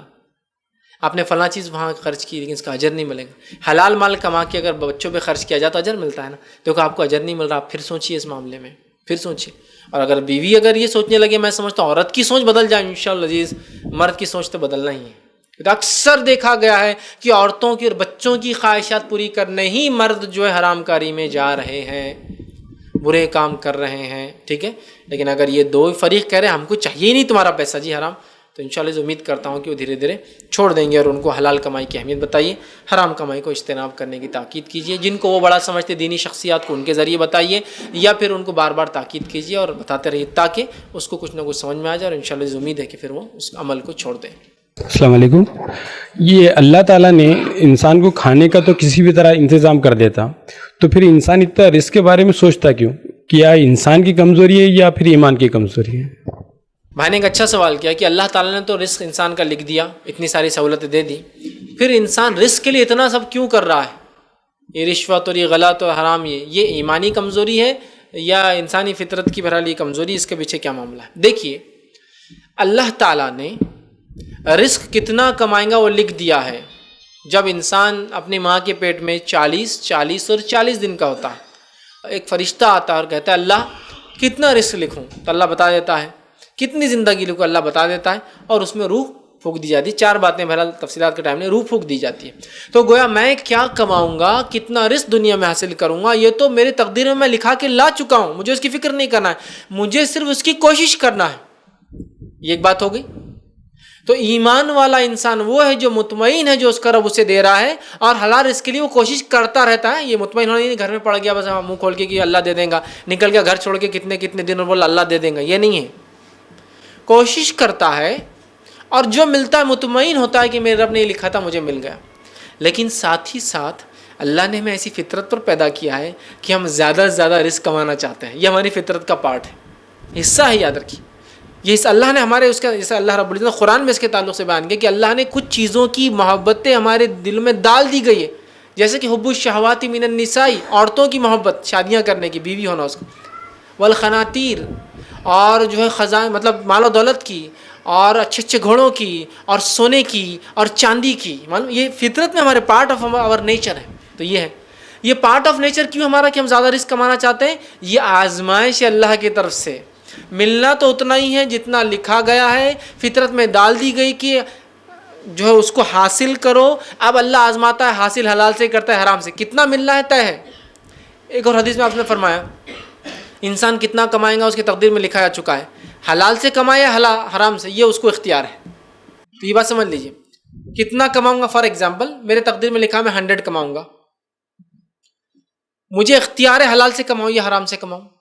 میری فطرت میں ڈال دیا گیا کہ میں زیادہ کمانے کی کوشش کروں، لیکن ایٹ دا اینڈ ایمان والا کہتا ہے کہ ملنا اتنا ہی ہے جتنا ہے، 100 کا 100 ہی ملے گا، کوشش کرنا میرا کام ہے، میں کرتے رہوں گا۔ لیکن ایمان والا حرام کی طرف نہیں جائیں گا، اس کی ایمانی طاقت اس کو اپنے پیسے کو روکے رکھنے سے منع کریں گی، خرچ کرنے پہ آمادہ کریں گی، بچوں پر، بیوی پر، رشتہ داروں پر، مسکین پر، مسافروں پر، مانگنے والوں پر، غریبوں پر، محتاجوں پر، سمجھ رہے آپ؟ تو یہ ہے، تو مال کو کمانا، اس کی چاہت ہونا، یہ فطرت کا حصہ ہے۔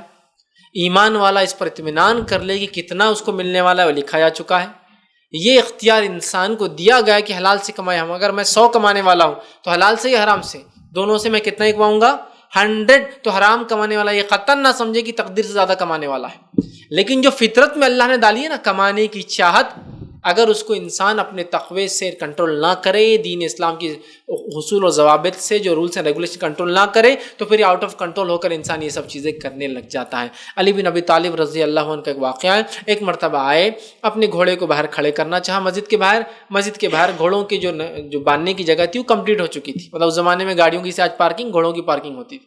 لوگ کھڑے ہوتے تھے جو گھوڑے سنبھالتے تھے، آپ گئے گھوڑے والے آدمی کے پاس، کہا میرا گھوڑا سنبھالو، نماز سے آباد اس کو کچھ دیں گے، نماز پڑھ کے آیا تو گھوڑا تو جگہ پہ کھڑا ہوا، اس کی زین غائب، سیٹ جو رہتی غائب، سمجھ گئے کہ چرا کر بھاگ گیا۔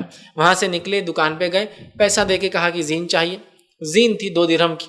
جب زین لینے لگے تو سامنے دیکھا کہ ایک زین لٹکی انہی کی، تو کہا یہ زین مجھے دو، یہ تو میری ہے۔ کہا کس نے لاگی تھی؟ تو کہا بھی ایک انسان آیا تھا اور 2 درہم میں بیچ کر گیا۔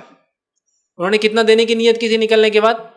2 درہم، اس نے بیچ کر گیا 2 درہم میں۔ تو یہ واقعہ بتا رہا ہے کہ تقدیر میں اس کے تھا کمانا کتنا، 2 درہم، اب اس نے اختیار کیا کیا، حرام طریقہ۔ بس یہ میں بتانا چاہوں، تو کتنا کمائیں گے لکھا جا چکا ہے۔ مومن کو محنت کرنی چاہیے، مال کمانا اس کی فطرت کا حصہ ہے، دین اور شریعت پہ عمل کر کے اس فطرت کو کنٹرول کرتا ہے کہ اب نارمل نہ ہو، ایبرپٹ نہ ہو، یا غلط راستے نہ اختیار کرے، اور جو ملتا ہے مومن اکتفا کرتا ہے کہ جو ملا تقدیر میں تھا۔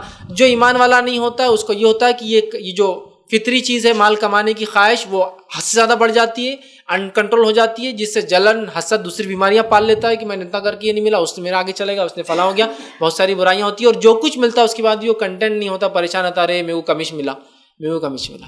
تو لہٰذا مال کمانا فطرت ہے، چاہت ہونا فطری چیز ہے، چاہت کو شریعت کے دائرے میں رکھے، اور جتنا ملا آخر میں طے سوچ لے کہ اللہ نے اتنا ہی دینا تھا اور یہی میرے رزق کا حصہ تھا، اور میرا رزق وہ چیز ہے جو مجھے ڈھونڈتا ہوا آتا ہے، مجھے اس کو ڈھونڈنے کی ضرورت نہیں، کوشش کرنا ہے، لیکن میرا رزق لکھا ہوا ہے، وہ مجھے ڈھونڈتے ہوئے آئے گا میرے پاس۔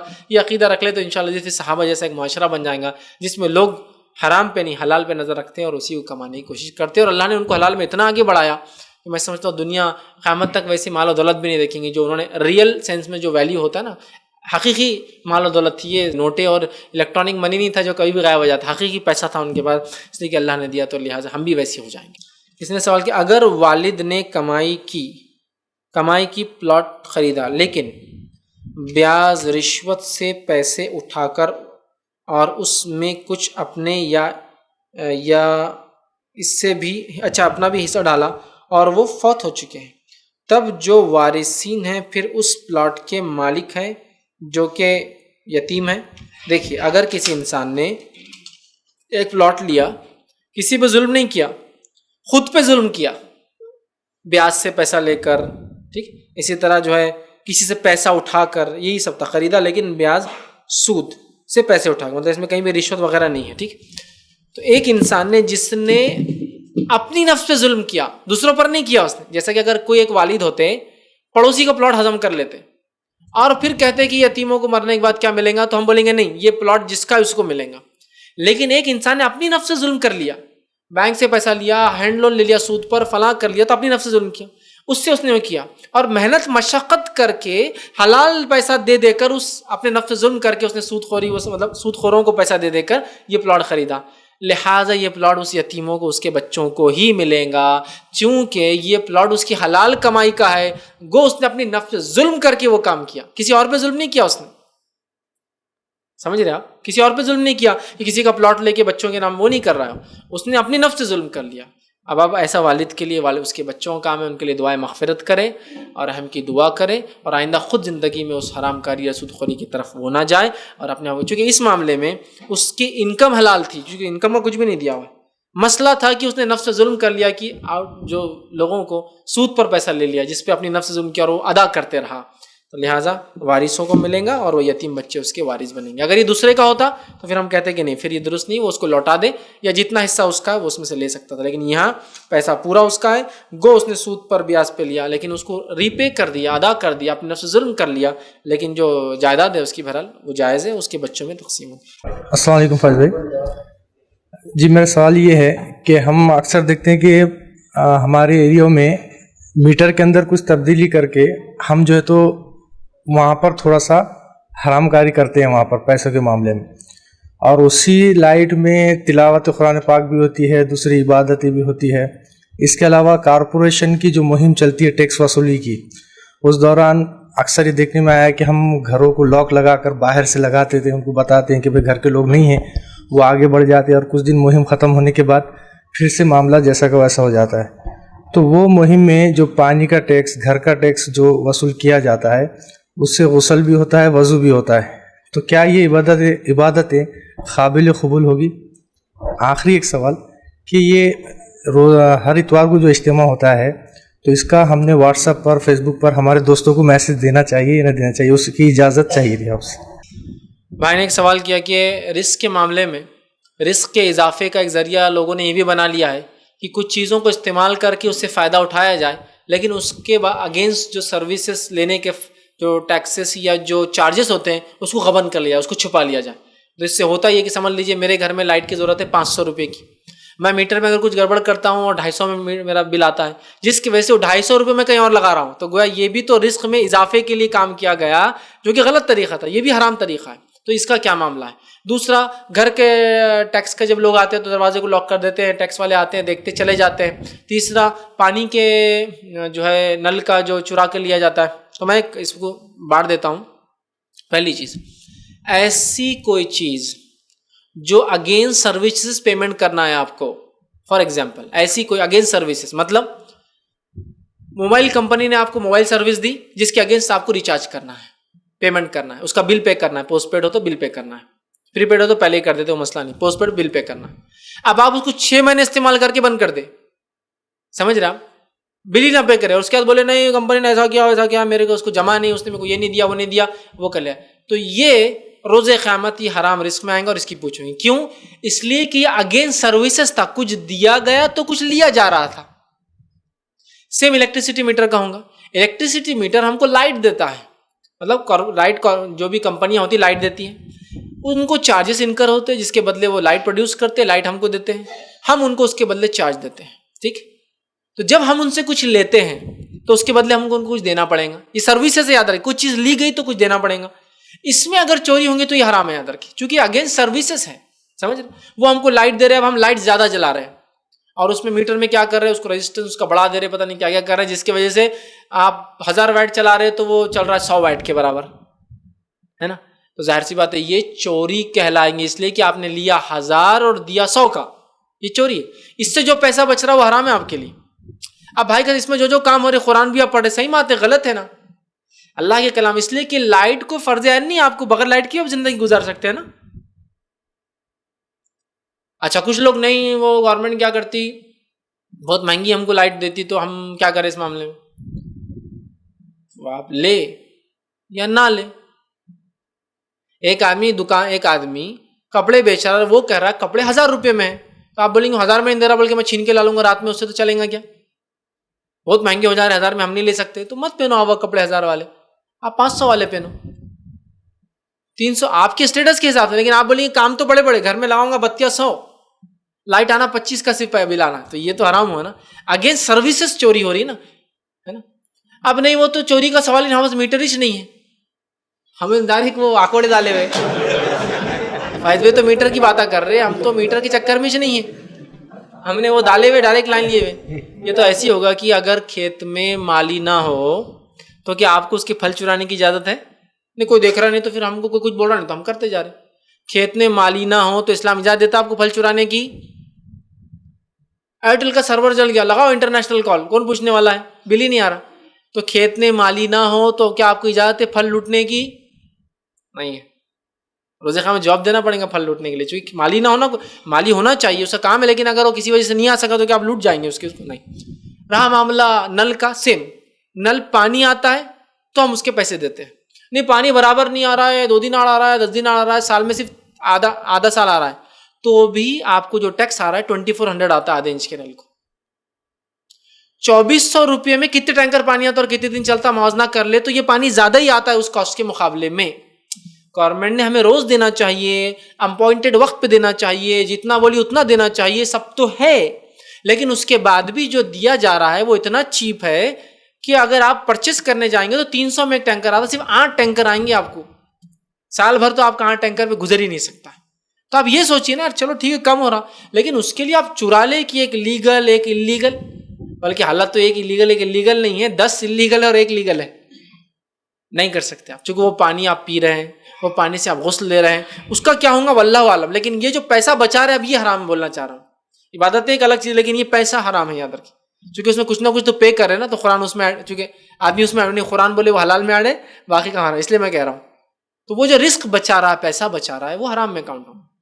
ایک اعلان کر رہا ہوں, لیکن کوئی ضروری نہیں وہ ہو, لیکن ایک امید ہے کہ انشاءاللہ عزیز اینٹی کرپشن بیورو کی طرف سے جو ایک مہم چالو ہے کرپشن کے اگینسٹ, اس کے سپورٹ میں اسلامک ریسرچ سینٹر اور اینٹی کرپشن بیورو کی طرف سے انشاءاللہ آنے والے اتوار, پاسبلٹی ہے چونکہ ڈیٹس فائنل نہیں ہوئی وہ لوگ دینے, تو جو ایس پی ہے لوکل جو ابھی نئے آئے ہیں ناندیڑ سے, ان کا تعلق ہے, انہوں نے اینٹی کرپشن ایک مہم چلائی ہے, ماشاءاللہ 200 لوگوں کو پکڑ لیا ہے. تو ان کا وہ چاہ رہے ہیں کہ ہم لوگوں کو اویئرنیس دے کرپشن کے اگینسٹ, تو ہم نے ان کو دعوت دی ہے, وہ لیکن کچھ وجہ سے فائنلائز نہیں کر پائے, وہ آج ناسک میں تھے, لیکن ان کا ایسا ایکسپیکٹیشن ہے کہ آنے والے سنڈے ایک پروگرام ہوگا جس میں ایک میرا عنوان ہوگا, جس میں رشوت کی اسلامی حقیقت بتاؤں گا, اسلام کے مطابق کیا ہے. 25 منٹس کا میرا لیکچر ہوگا, اس کے بعد 1 آور کا ان کا لیکچر ہوگا. سود کیسے لوگ, مطلب رشوت کیسے لیتے ہیں, کیسا پکڑا جائے, ٹریپ کیسا ڈالا ہے, وہ پورا سکھائیں گے. اور اس کے بعد 1 آور, ہاف این آور کا کوشچن آنسر سیشن ہوگا. تو آپ تمام سے گزارش ہے, امید ہے, چونکہ میں ایگزیکٹلی نہیں بولتا ہوں, چونکہ ہو جائے تو اب اعلان کرنے کا میرے پاس ذریعہ نہیں آپ لوگوں کو, لیکن ایکسپیکٹڈ ہے کہ آنے والے سنڈے ہم ان کا ایک پروگرام رکھیں گے. اگر نہیں ہوتا اگلا تو اگلے سنڈے, مطلب اس منتھ ہم ان کا ایک پروگرام کبھی نہ کبھی رکھنا چاہ رہے ہیں, چونکہ وہ بھی کارنر میٹنگس لے رہے ہیں اور جگہ جگہ جا کے لوگوں کو اویئر کر رہے ہیں. تو ہم نے سوچا جب کارنر میٹنگس میں 2 4 5 10 لوگ ہوتے ہیں تو IRC بلایا جائے. تو امید ہے کہ انشاءاللہ اگلے اتوار اینٹی کرپشن بیورو کی طرف سے سمجھو ان کے جو ایس پی ہے لوکل اورنگ آباد کے وہ آئیں گے, اور کرپشن, اس کے نقصانات اور کیسے کرپشن کو روکا جائے اس کے بارے میں کچھ بات کہیں گے. اور آپ کو کھلا سیشن کوشچن آنسرز کہوں گا, تو جینوئن کوشچنس یاد رکھیے, ذہن میں رکھیے, لکھ کر لائیے, تاکہ ان سے آپ جو ہے وہ کوشچن آنسرز کر سکتے ہیں. کسی نے ایک سوال کیا کہ ہوٹل کے کاروبار میں جو پیسہ لگایا جاتا ہے کیا وہ جائز ہے, اس سے جو انکم ہوگی کیا وہ جائز ہے؟ بالکل, ہوٹل کے کاروبار میں اگر ہوٹل میں اشیاء حلال بکتی ہیں اور اس طرح سے, تو میں سمجھتا ہوں انکم تو کہیں بھی آپ پیسہ لگا سکتے ہیں اور انکم لے سکتے ہیں.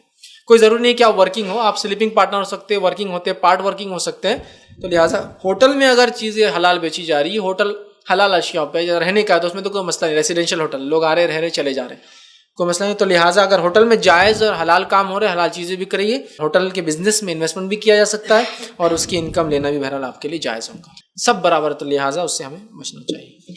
سوال یہ تھا, کیا بیوی انہوں نے ایسا سنا ہے کہ گھر کی ذمہ داری ان کے اوپر ہوتی ہے بیوی پہ, مگر ان کے شوہر کہتے ہیں کیا جو بھی کماتے اس کے رسپانسبل ان کے شوہر ہی ہے, بیوی بچوں سے پوچھ نہیں. میں نے ایک سوال کیا کہ بیوی نے ایسا سن رکھا ہے کہ گھر کی ذمہ دار بیوی ہوتی ہے, لیکن شوہر کا کہنا ہے وہ کما رہے, وہ ذمہ دار ہے, ان کو فکر کی ضرورت نہیں. سوال یہ تھا. دیکھیے صحیح بات ہے, گھر کی ذمہ دار بیوی جو ہوتی ہے اس سے معنی یہ ہے کہ پورے گھر کی ذمہ دار نہیں, معنی ہے شوہر کے بچوں کی ذمہ دار. حدیث میں الفاظ ہے بیوی سے روز قیامت سوال ہوگا شوہر کے بچوں کے تعلق سے. تو جو بیوی گھر کی ذمہ دار ہے, جو بولتے ہیں نا, چونکہ گھر بچوں سے ہی بنتا ہے اس لیے بولا جاتا ہے, ورنہ بیوی بولیں گی گھر کے بولتے پورا میں گھر میں تم آ گئے تو میرے سرونٹ بن گئے تم, وہ معنی نہیں ہے. معنی یہ ہے کہ بچوں کی ذمہ دار ہے, اور انکم کی ذمہ داری تو یقیناً شوہر کے اوپر ہی, اس لیے کہ اسی وجہ سے تو شوہر کا مقام ہے, اسی وجہ سے تو مرد کا مقام ہے. اللہ رب العزت نے سورہ نساء میں فرمایا الرجال قوامون علی النساء, مردوں کو اللہ نے قوام بنایا, ایک سٹیپ اونچا بنایا, ایک ذمہ داری زیادہ دی عورتوں پر. کیوں؟ اس لیے کہ وہ کما کر لا کر دیتے ہیں. تو لہٰذا بیوی کی ذمہ داری شوہر کے بچے اور گھر کی دیکھ بھال ہے. ہاں, کمانے کی پوری ذمہ داری شوہر کی ہے, لیکن بیوی اگر دیکھے شوہر کی کمائی میں انکم میں کوئی گڑبڑ ہو تو ضرور تاکید کرے, ضرور نصیحت کرے, اور باقی تفصیلات تو بہرحال گزر گئی, بیوی کیسے تاکید کر سکتی ہے, کیسے نصیحت کر سکتی ہے. السلام علیکم. دراصل ایک سوال ہے کہ جنرلی ایسا کہا جاتا ہے کہ کوئی فلاں باوا ہے مان لو, اور وہ آگے کی بات بتاتے کل کیا ہوگا یا پرسوں کیا ہوگا. تو دراصل اگر یہ حقیقت ہے بتاتے ہوں گے تو آگے کا علم تو اللہ تعالیٰ کو ہے, تو یہ بات جو ہے تو کانٹراڈکٹ ہو رہی. اور سیکنڈ سوال یہ ہے کہ اگر کچھ بچے ہیں مان لو وہ 10 12 15 سال کے ہیں 2-3, اور ان کے جو ابو ہے تو وہ ٹوٹلی حرام کمائی ہے ان کی, تو بچوں کا پھر کیسا, وہ کھا سکتے ہیں نہیں اس روپے سے؟ بھائی نے 2 سوال کی, میں پہلے ایک سوال کا جواب دے دیتا ہوں, باقی ایک آخر کی رکھتا ہوں چونکہ بس بہت سارے اور بھی سوالات ہیں عنوان سے متعلق. کہ اگر کوئی بچے ہیں جو 10-15 سال ان کی عمر ہے اور ان کے والد حرام کماتے ہیں تو بچوں کا کیا معاملہ ہوگا اس میں؟ اب پارٹ پیمنٹ حلال ہے, پارٹ پیمنٹ حرام ہے, بچے کیا کریں؟ تو دیکھیے بچوں کا یہ کام ہے بڑے ہوتے ہی اپنے والد کو تاکید کریں, نصیحت کرے کہ اس معاملے میں میرے والد ڈرو آپ, اور یہ انکم چھوڑ دو, یہ کام غلط ہے, اور اپنا سپورٹ بالکل بتائے کہ ہم سپورٹ نہیں کرتے. بہت سے یار بچے بڑے ہوتے ہیں باپ کو رشوت خور دیکھتے ہیں اور خود بھی بالکل بڑھ چڑھ کے گاڑیاں لے رہے ہیں فلاں کرے, تو باپ کو لگتا ہے بچے بھی میرے چال ڈال میں ڈھل گئے, قبول کر لیا. اب ایک بچہ بھی اگر ان کا خلاف ہو جائے, میں نہیں کھاؤں گا ابا غلط کماتے, میں نہیں کروں گا, تو دیکھیے باپ خود بخود نروس ہو جاتا ہے کہ میں نے کیا بچوں کے لیے, اور بچے بول رہے غلط ہوا, وہ فوراً تائب ہوتا ہے, توبہ کرتا ہے. تو لہٰذا اگر پارٹ پیمنٹ حرام ہے, بچوں کا ہمیں تاکید کرے, نصیحت کرے, تاکہ ان کے والد جو ہے اس عمل کو جو ہے چھوڑ دیں. ہاں, گھر کی چیزیں مطلب فریج, اوون وغیرہ انسٹالمنٹ پر لینا کہاں تک درست ہے؟ مہینہ ہفتہ دینا پڑتا ہے. دیکھیے کوئی بھی ایسی چیز جس میں سود نہ ہو, لینا اور دینا دونوں جائز ہے.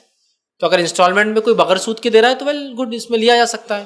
0% کوئی اسکیم ہو جس میں واقعی میں 0% لیا جا سکتا ہے.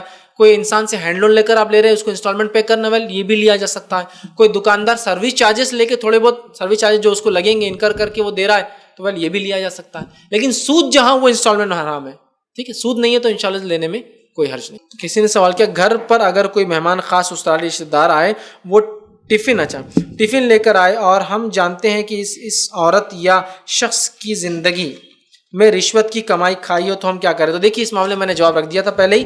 ایک انسان کی اگر 100% کمائی حرام ہو تو بائک آؤٹ کرنا ہے, اس کو نہیں کرنا ہے. لیکن پارٹ پیمنٹ رشوت لیا نا, تو ظاہر سی بات ہے اس کا مطلب حلال بھی کمایا. رشوت آدمی تبھی لیتا ہے جب حلال کمائی کا ذریعہ ہو, تب رشوت ملتی ہے اس کو. حلال بھی کمایا, حلال کمایا تو آپ حسن ظن رکھیے, گمان رکھیے کہ اپنی حلال میں سے ہم کو دے رہا ہے, لہٰذا کھانے میں کوئی حرج نہیں. لیکن نصیحت اور تاکید کا جو معاملہ ہے وہ چلتے رہنے دیجیے, وہ نصیحت کرتے رہیے. جی السلام علیکم. فیض بھائی, جیسے دیکھا جاتا ہے ایجنٹی آج کی ڈیٹ میں ضرورت اپنے گورنمنٹ آفس میں اس کا کام بھی تو ایجنٹ کے بغیر نہیں ہوتا ہے, اور جیسے پراپرٹی کے لیے بھی ایجنٹ کی, تو ایجنٹی کرنا اسلامی شریعت کے مطابق کیا ہے؟ بھائی نے ایک سوال کیا کہ ایجنٹ بننا کیسا, چاہے گورنمنٹ آفیسز میں یا چاہے عام پراپرٹی پرچیز سیلز میں یا کوئی بھی چیز کی سیل پرچیز. تو دیکھیے اگر گورنمنٹ کے پاس ایجنٹ کے بغیر کام نہیں ہوتا ہے, سمجھ رہے آپ, اور گورنمنٹ خود کہتی کہ ایجنٹ اپوائنٹ کرو, کچھ جگہ ہوتا ہے, تو ویل پھر تو ایجنٹ کی نوکری کرنے میں کوئی حرج نہیں. جہاں گورنمنٹ ایجنٹ اپوائنٹ نہیں کرو بولتی, فار ایگزامپل آپ پوسٹ آفس جائیں, پوسٹ آفس میں کوئی ایجنٹ نہیں ہوتا ہے, لیکن کچھ ایسے کام ہے پوسٹ آفس میں جو بغیر کسی معلومات والے آدمی کے ہوتے ہی نہیں ہیں. اب ایک آدمی نے اپنی لائف ڈیڈیکیٹ کر دی کہ وہ پوسٹ آفس میں بیٹھتا ہے اور لوگوں کو گائیڈ کرتا ہے یہ اسکیم ایسی ہے اسکیم ایسی, تو اس کے لیے بھی جائز ہے لینا. اس کو ایجنٹ بولتے ہیں لیکن اس کے لیے جائز ہے. کیوں؟ وہ سروسز دے رہا ہے لوگوں کو بیٹھ کر. سمجھ رہے بات کو؟ اور ایک حلال کام کے اندر ہے, ٹرانزیکشن بھی حلال شرط ہے. تو شراب کے ایجنٹ بن گئے فلاں, ٹرانزیکشن بھی حلال ہونا شرط ہے. پہلی چیز تو وہی ہے, تو کوئی مسئلہ نہیں اس کے اندر. اب کچھ جگہ ایجنٹ کمپلسری ہوتے ہیں, جیسا آر ٹی او آفس کے باہر, پاسپورٹ آفس کے اندر. وہاں کی تو پاسپورٹ آفس کس کس سے بات کریں گا؟ وہ بولتا ہے ایجنٹ کے تھرو آ جائیے. سب سے ایجنٹ نمبر ہوتے ہیں, رجسٹرڈ ایجنٹس ہوتے ہیں ان کے. تو ایجنٹ کی ڈیوٹی, چونکہ حلال کام میں آپ لوگوں کی مدد کر رہے ہیں تو کوئی مسئلہ نہیں کر سکتے. رہا بزنس میں ایجنٹ بننا, ایسا زمین کے ڈیل ہو رہے ہیں اس میں ایجنٹ بننا بالکل جائز ہے. اس لیے کہ ظاہر سے دو پارٹیز کا ہر وقت ملنا ممکن نہیں ہوتا, ہر وقت بولنا ہی ممکن نہیں ہوتا ہے. تو لہٰذا اگر کوئی میڈیٹر ہو جس کو ایجنٹ بولتے ہیں اور اگر اس میں سے کچھ لے جو کہ بالکل ڈیفائنڈ ہوگا.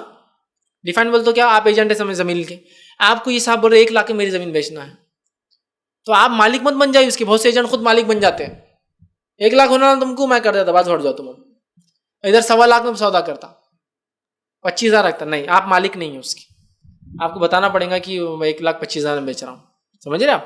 اور اسی چکر میں بہت سارے ایجنٹ لوگوں کو پہلے دھوکے میں رکھ دیتے. پورے محلے کے ایجنٹ مل کر ایک چیز کا ریٹ گرا دیتے. پہلے یہ پلاٹ کا بولنے کا ہی نہیں 100 سے اوپر, یہ پلاٹ کا بولنے کا ہی نہیں 100 سے اوپر, یہ پلاٹ کا بول. اب بیچارہ آدمی آتا بولتا 150, بولتے 100 سے اوپر جائیں گے نہیں, ان کا کریٹڈ ریٹ ہے وہ. پھر ان کو معلوم بکتا اچھے میں, پھر وہ بولتے ٹھیک ہے ایجنٹ تم کو جو کرنا ہے کر لو. یہ بولتا میں اچھا دلا دوں گا. اس کو معلوم 150 کے اوپر کی زمین 160 میں بیچتا, 125 آپ کو دیتا اور باقی جیب میں رکھ لیتا. آپ پہ احسان بھی کیا, انہیں 100 سے اوپر بیچا. تو اگر آپ جھوٹ نہیں بولتے ہو, دھوکہ نہیں دیتے ہو, ٹھیک ہے, تو بیچ میں کوئی ٹکا لینا یہ جائز ہے. جیسا کہ میں کہوں کہ میں لینڈ ڈیل کرا دیتا ہوں دونوں کی, 2% آپ دیجیے, 2% آپ دیجیے, 4% آپ دیجیے, 3%, کچھ بھی ہو سکتا ہے ایکس. بیچ میں رہ کر آپ جب تک آپ جھوٹ نہ بولے اور دھوکہ نہ دے تو ایجنٹ گری جائز ہے, ایجنٹ بننا جائز ہے. اس لیے کہ اس میں کوئی حرج نہیں, سوائے ڈیل حلال ہو, پروڈکٹ حلال ہو اور اس میں جھوٹ اور دھوکہ نہ ہو. جیسا کہ آپ ایجنٹ بن گئے ایک آدمی کی, آپ بول رہے یہی پلاٹ لو سب سے اچھا ہے, جبکہ وہ سب سے اچھا نہیں. کیوں؟ تو آپ ایجنٹ, آپ کو پیسہ ملے گا بول کریں, یہ دھوکے میں آ گیا. سمجھ رہے آپ؟ تو اگر دھوکہ نہیں ہے, جھوٹ نہیں ہے, تو ایجنٹ کا بزنس یا جاب کرنا بہرحال درست ہے. اس میں انشاءاللہ عزیز کوئی حرج نہیں. السلام علیکم. ویسے بھی آج کل جو پیسہ رکھ کے گھر گروی رکھتے اور مطلب بولتے ہیں کہ بھائی 2 لاکھ روپے میں یہ گھر گروی رکھے اور مطلب پیسہ آپ یوز کرو اور ہم آپ کے گھر کو مطلب بھاڑا نہیں دیں گے, تو مطلب بہت سے کا سب کا الگ الگ اس کے اوپر رائے رہتی. تھوڑا اس کا ڈیٹیل میں تھوڑا سمجھا دیں. بھائی نے ایک سوال, بہت اچھا سوال کیا. بہت سے لوگ پیسہ دیتے ہیں اور کسی سے اس کا گھر لے لیتے ہیں, پھر اس گھر میں آ کے رہتے ہیں, بولتے ہیں تمہارے پیسے کو سود نہیں. یہ آدمی بولتا تھا تمہارے گھر کو کرایہ نہیں اور ہمارے پیسے کو سود نہیں. سمجھا؟ مطلب الف نے بے کو جو ہے پیسے دیا, پیسے چونکہ بے نے الف سے لیا تو بے نے اپنا گھر الف کو دے دیا. الف اس میں آ کے رہتا ہے اور رہنے کے بعد اس کو کرایہ نہیں دیتا بے کو, اور بولتا ہے میں نے جو آپ کو پیسے دیا اس میں کو سود مت دو, تمہارے گھر کو کرایہ نہیں. تو یہ معاملہ کیسا ہے؟ تو یاد رکھیں یہ بھی سود کی ہی ایک قسم ہے, یہ بھی سود کی ایک قسم ہے. آپ نے اس کو 2 لاکھ روپے دیے, اور آپ کی حدیث سن لیجیے پہلے کیوں سود میں نے کہا. ہر وہ قرض جو نفع لائے وہ سود ہے, ہر وہ قرض جو نفع لائے وہ سود ہے. آپ نے قرض دیا 2 لاکھ, نفع کیا ملا آپ کو؟ گھر بغیر کرائے کے, سود ہو گیا نا پھر. حتیٰ کہ علماء لکھتے ہیں اگر کسی نے کسی کو لون دیا, ہینڈ لون دیا, اور اگر وہ آپ کو خاص دعوت دے کر بلا رہا ہے, عام دعوت میں تو جا سکتے آپ, خاص دعوت دے کر بلا رہا ہے تو یہ دعوت قبول نہیں کی جائیں گی. سمجھ رہے آپ؟ اس لیے کہ یہ پیسہ جو ادھار دیا اس کے بدلے نفع مل رہا ہے آپ کو دعوت, ورنہ وہ دعوت نہیں دیتا ہے آپ کو. آپ نے کسی کو 10,000 روپے دو, چلیے چائے پئیں گے, جبکہ عام طور سے نہیں پلاتا ہے. آپ کہیں جزاک اللہ یہ چائے میں نہیں پی سکتا ہوں اس لیے کہ نفع ہے یہ. سمجھ رہے ہیں بات کو؟ اسی لیے بہت سارے لوگ جن سے وہاں پر سے گاڑیاں لیتے تھے, ہم ان کی مٹھائی کبھی نہیں لیتے.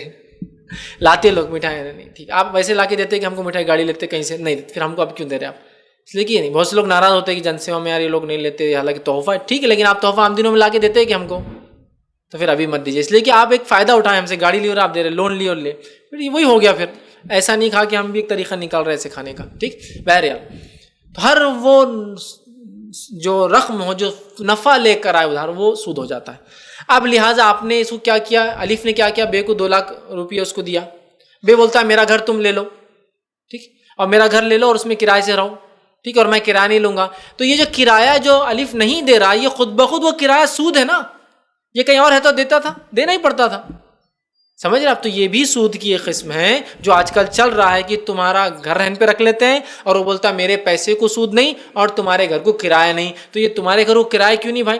پیسہ دینا, ہینڈ لون دینا تو جائز ہوا, لیکن تم اس کا گھر میں بس جا رہے ہو, پھر گھر کو کرایہ نہیں آپ دے رہے ہو. یہ کرایہ جو آپ بچا رہے ہو یہ سود ہے, یاد رکھیے. تو بہت سارے لوگ اس معاملے میں اورنگ آباد میں بالکل عام نظر آ رہا ہے یہ چیز. میں نے کئی لوگوں کو دیکھا, اچھے لوگوں کو دیکھا, ایک تو لا علمی ہے لیکن بہت سو کو علم ہونے کے بعد بھی یہی حرکت کرتے ہیں. نہیں پیسے دیے 2 لاکھ تو پھر کچھ نہ کچھ اٹھائیں گے, 2 لاکھ روپے میں انویسٹ کرتا تو کتنا فائدہ ملتا تھا میرے کو, تو جاؤ انویسٹ کرو نا. نہیں فرق کیا ہے, میں صرف 2 لاکھ دے کے 4,000 روپے گھر لے رہا ہوں, 2 لاکھ دیتا تو 2,000 روپے میرے کو انکم ہو جاتی تھی, 4,000 مطلب انکم. تو ٹھیک ہے نا, انویسٹ کرو نا. پھر رسک فیکٹر دیکھو, ڈوبنے کا ڈر دیکھو, فلاں دیکھو, بزنس اڑ سکتا ہے نا, آگ لگ سکتی ہے, کتنے فیکٹرس. نہیں دونوں تو برابر. بہت سے لوگ آرگیومنٹ کرتے ہیں. اس سے پہلے ایک صاحب ہیں بولے 5 لاکھ روپے میں نے بینک جو ہے ایک گھر بنایا, 25,000 روپے کو اس کو کرایہ آ رہا, جائز ہے؟ میں نے کہا جائز ہے. 5 لاکھ میں نے بینک میں رکھا, 25,000 روپے کو آ رہا, جائز ہے؟ میں نے کہا نہیں. بولے دیکھو بات تو ایک ہی ہے نا, بولے 25 اور 25, 5 اور 5. سمجھ رہا؟ بس تھوڑا سا سمجھ کے ضرورت. سمجھ کیا معلوم آپ کو؟ احل اللہ البیع وحرم الربا, اتنی آیت سمجھ لے. تو یہودیوں نے کیا کی ہے جب آیت ہے سود کی حرمت کی, یہودیوں نے کیا بولے صحابہ کو کہ صحابہ جو تم تجارت کرتے نا وہ بھی سود ہے. کیسے؟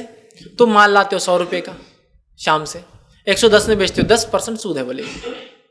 تو اللہ نے آیت اتارا احل اللہ البیع, اللہ نے تجارت کو حلال قرار دیا ہے, وحرم الربا, اور ربا سود کو حرام قرار دیا. یہ بات سمجھیے, گھر لے کر کرائے پہ دے کر 25 کمانا حلال ہے. 5 لاکھ روپے گھر لے کر 25 کمانا حلال ہے, 5 لاکھ کا بینک میں ڈال کر لینا حرام ہے. اللہ نے تجارت کو حلال قرار دیا, سود کو حرام. یہ بات سمجھنا ہے. تو نہیں سمجھ میں آنے لگی, بہت ضد کرنے لگی. میں نے کہا چلیے اب ایک جڑ موٹا ایگزامپل دیتا ہوں, بہت جڑ ایگزامپل ہے, اگر سمجھ گئے تو سب سمجھ جائیں گے. تو بولے ٹھیک. میں نے کہا آپ کی شادی ہوئی؟ تو بولے آپ شادی ہوئی. بولے میں آپ کی والدہ, آپ کی بہن اور آپ کی بیوی میں کیا فرق ہے؟ تینوں عورتیں ہیں, ماں بھی عورت ہے, بہن بھی عورت ہے, بیوی بھی عورت ہے.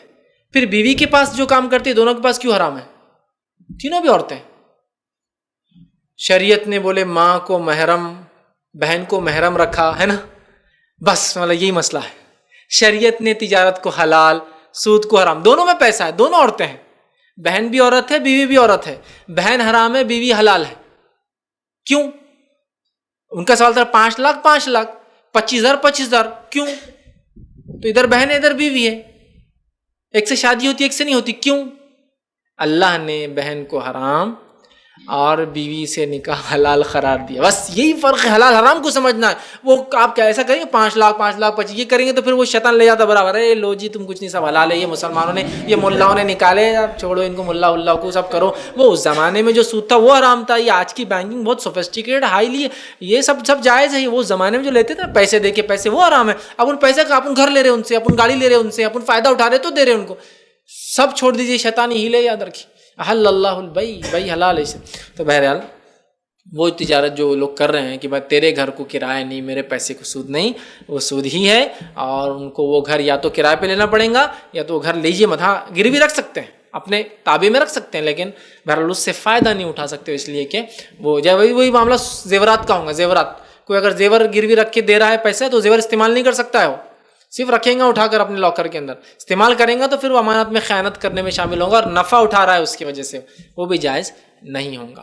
انشاءاللہ جی اسی پر ہم اپنی بات کو ختم کریں گے. وآخر دعوانا الحمدللہ رب العالمین. سبحان ربک رب العزۃ عما یصفون وسلام علی المرسلین والحمد للہ رب العالمین.